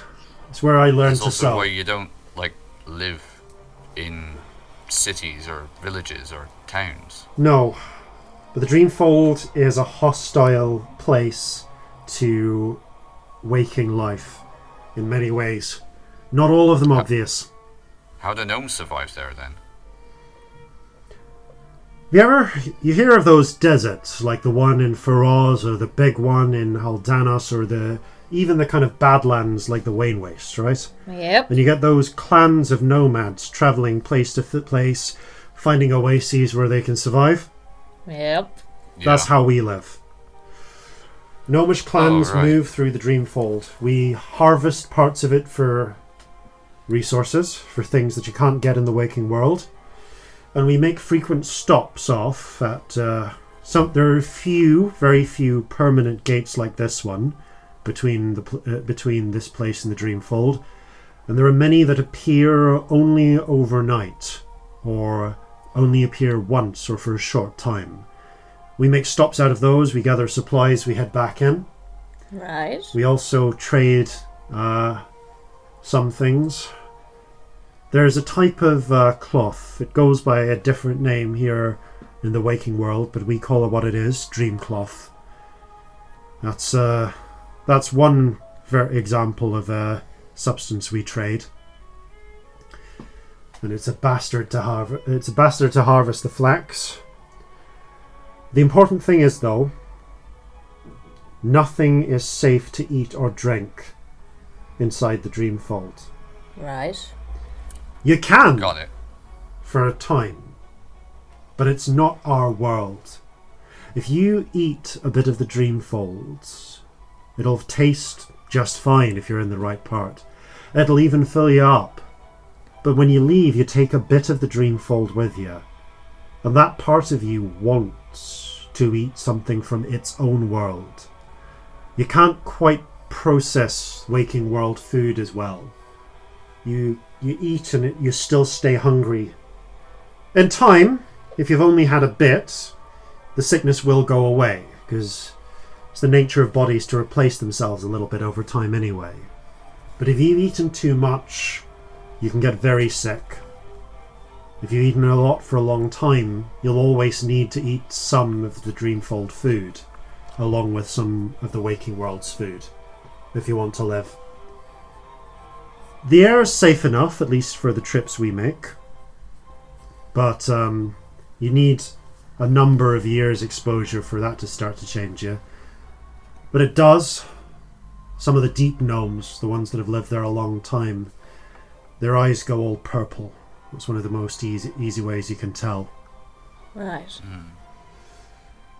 There's one. So while we're in there, if you have to, you can drink the water. It'll make you sick when you get out, but not irreversibly so. Wouldn't recommend it for a long time for the same reason, but food's But if worse. we're fucked, then... How long are we going to be in there? We'll be in there a night. But time doesn't work the same way there. It works like it does in dreams. So the whole thing could take us 5 minutes, or it could take us 2 weeks. Right. Can we Understood. send a message to Molly before we go in? Not a bad idea. I've got If to it's 2 weeks, people are going to worry. No. It will always be a night on the here in the waking world. Oh, that's fine then. So it's the time in there. The that's time weird, in the time there out here is going to be either 5 minutes or 2 weeks or anywhere in between. Well, that's fine then. How does it work then? Are we gonna Magic. are we gonna see the things that we dream about? Some of it. It's more like I a don't wanna see collective that. place of where everyone dreams. Right. Some of your dreams might get called to you depending on where you are within it. Oh, But it's all... There's different places in it. There's different ways to get between. With me guiding you, though, we should be able to get to a safe space and another stable portal out. Or a temporary portal. I should be able to at least make sure that we get out of one here somewhere in civilization. And the portals almost always form in civilization. They form where large groups of people sleep. Oh, lots of dreams. Exactly. Is that what Vera was looking into in Crosswater? Yeah, because she deals with the other side of the problem. That looks pretty fucking bad. Yeah. Things from the Dreamfold coming through that shouldn't be. Well, the thing is, I said, our world and their world are different. Something that comes out of the dream world can't usually last more than a few hours before it has to go back. Our world is more toxic to them than theirs is to us. Unless they've eaten waking food. Because then they take a little bit of the waking world into them. So they're going to want our food, aren't they? Make sure we don't lose any of the food. Okay. Vera's job and the job of the dreamwalkers like her is to stop the creatures that try to get out when rips become too stable and in the wrong places, and make sure that they can't eat and then return for safety. If they do, that's when the real monsters start to appear. Okay. Right. So, make sure Makes you sense, keep I our suppose. food. Make sure nothing in there eats our food. Are there a lot of monsters and shit? There's anything you'd expect to see in a dream. Nightmares. There's nightmares, but there's nice things too, and those can be as deadly. I hate dreaming. Or they can be very friendly. I don't have many nice ones. My dreams are all bullshit. Oh, this is going to be a fun trip, I can tell. Does that Alright. make it worse? Is it going to be bad if I have bad dreams? Let's just say if we're in the bad places, there's more things to be attracted to you. Oh, good. So, I love this. This is We great. are very attractive. We've just got to I'm keep our wits about us. fucking gorgeous. one other I'm thing. really pretty, look. Mikey reaches into his pocket and pulls out a pocket watch. And as he opens it, you can see there's a dial on it with numbers going from 1 to 13. Would you mind looking closely at this? And he holds it up to your face, Celestia. As you peer at it for a moment, you feel a sharp sting as if something's bitten you in the eye. Ow! And you, hold it up to you, Scamp. Ah. Bing! Ow! And to you, Corzin. What's this? It'll make sure that any clock you look at in the dreams, any clock you look at in the dream fold will show the right time as is matched on my pocket watch. It'll count down till dawn. We need to be out of the dream fold by dawn, or you'll be there the whole day. And Right. who knows very how bad? much time will pass during a day before it comes night again. Fuck it. This is fucking terrifying. Yes, it is, but it's quick. Right? I travel through the dream fold a Ghost lot. Assassin, then. You've just got to keep your wares around you. You're fucking hardcore as shit. Do you know that? Yes, I do. All gnomes are. And you look into the clock, causing you feel a biting sensation in your eye as you clip it, and he clips it down. Okay. You need to be out by the time the clock strikes 13. When the clock strikes 13, morning happens. Do clocks normally strike 13? Am I Mine really does, drunk? because we got 13 hours till dawn. Okay. Okay, let's go. All right then. Let's go. Here we go then. And you step forwards. I'm sorry about this, Jeffrey. Fucking hell. And you step forwards into the dream fold. And that's where we will pick up next time. Thank you all very much for listening. Thank you all very much for playing. And farewell from all of us here at Flintlocks and Fireballs. Fair seas and natural 20s. From flesh to bones upon the spit, then bones to flesh within the pit. When youth is slain and flesh is torn, the drunk gods once again reborn. So gather your muskets, gather your spears, we'll plunder the shores of Calcinea. No kraken, storm or spell we fear, so come and sail with us, my dear.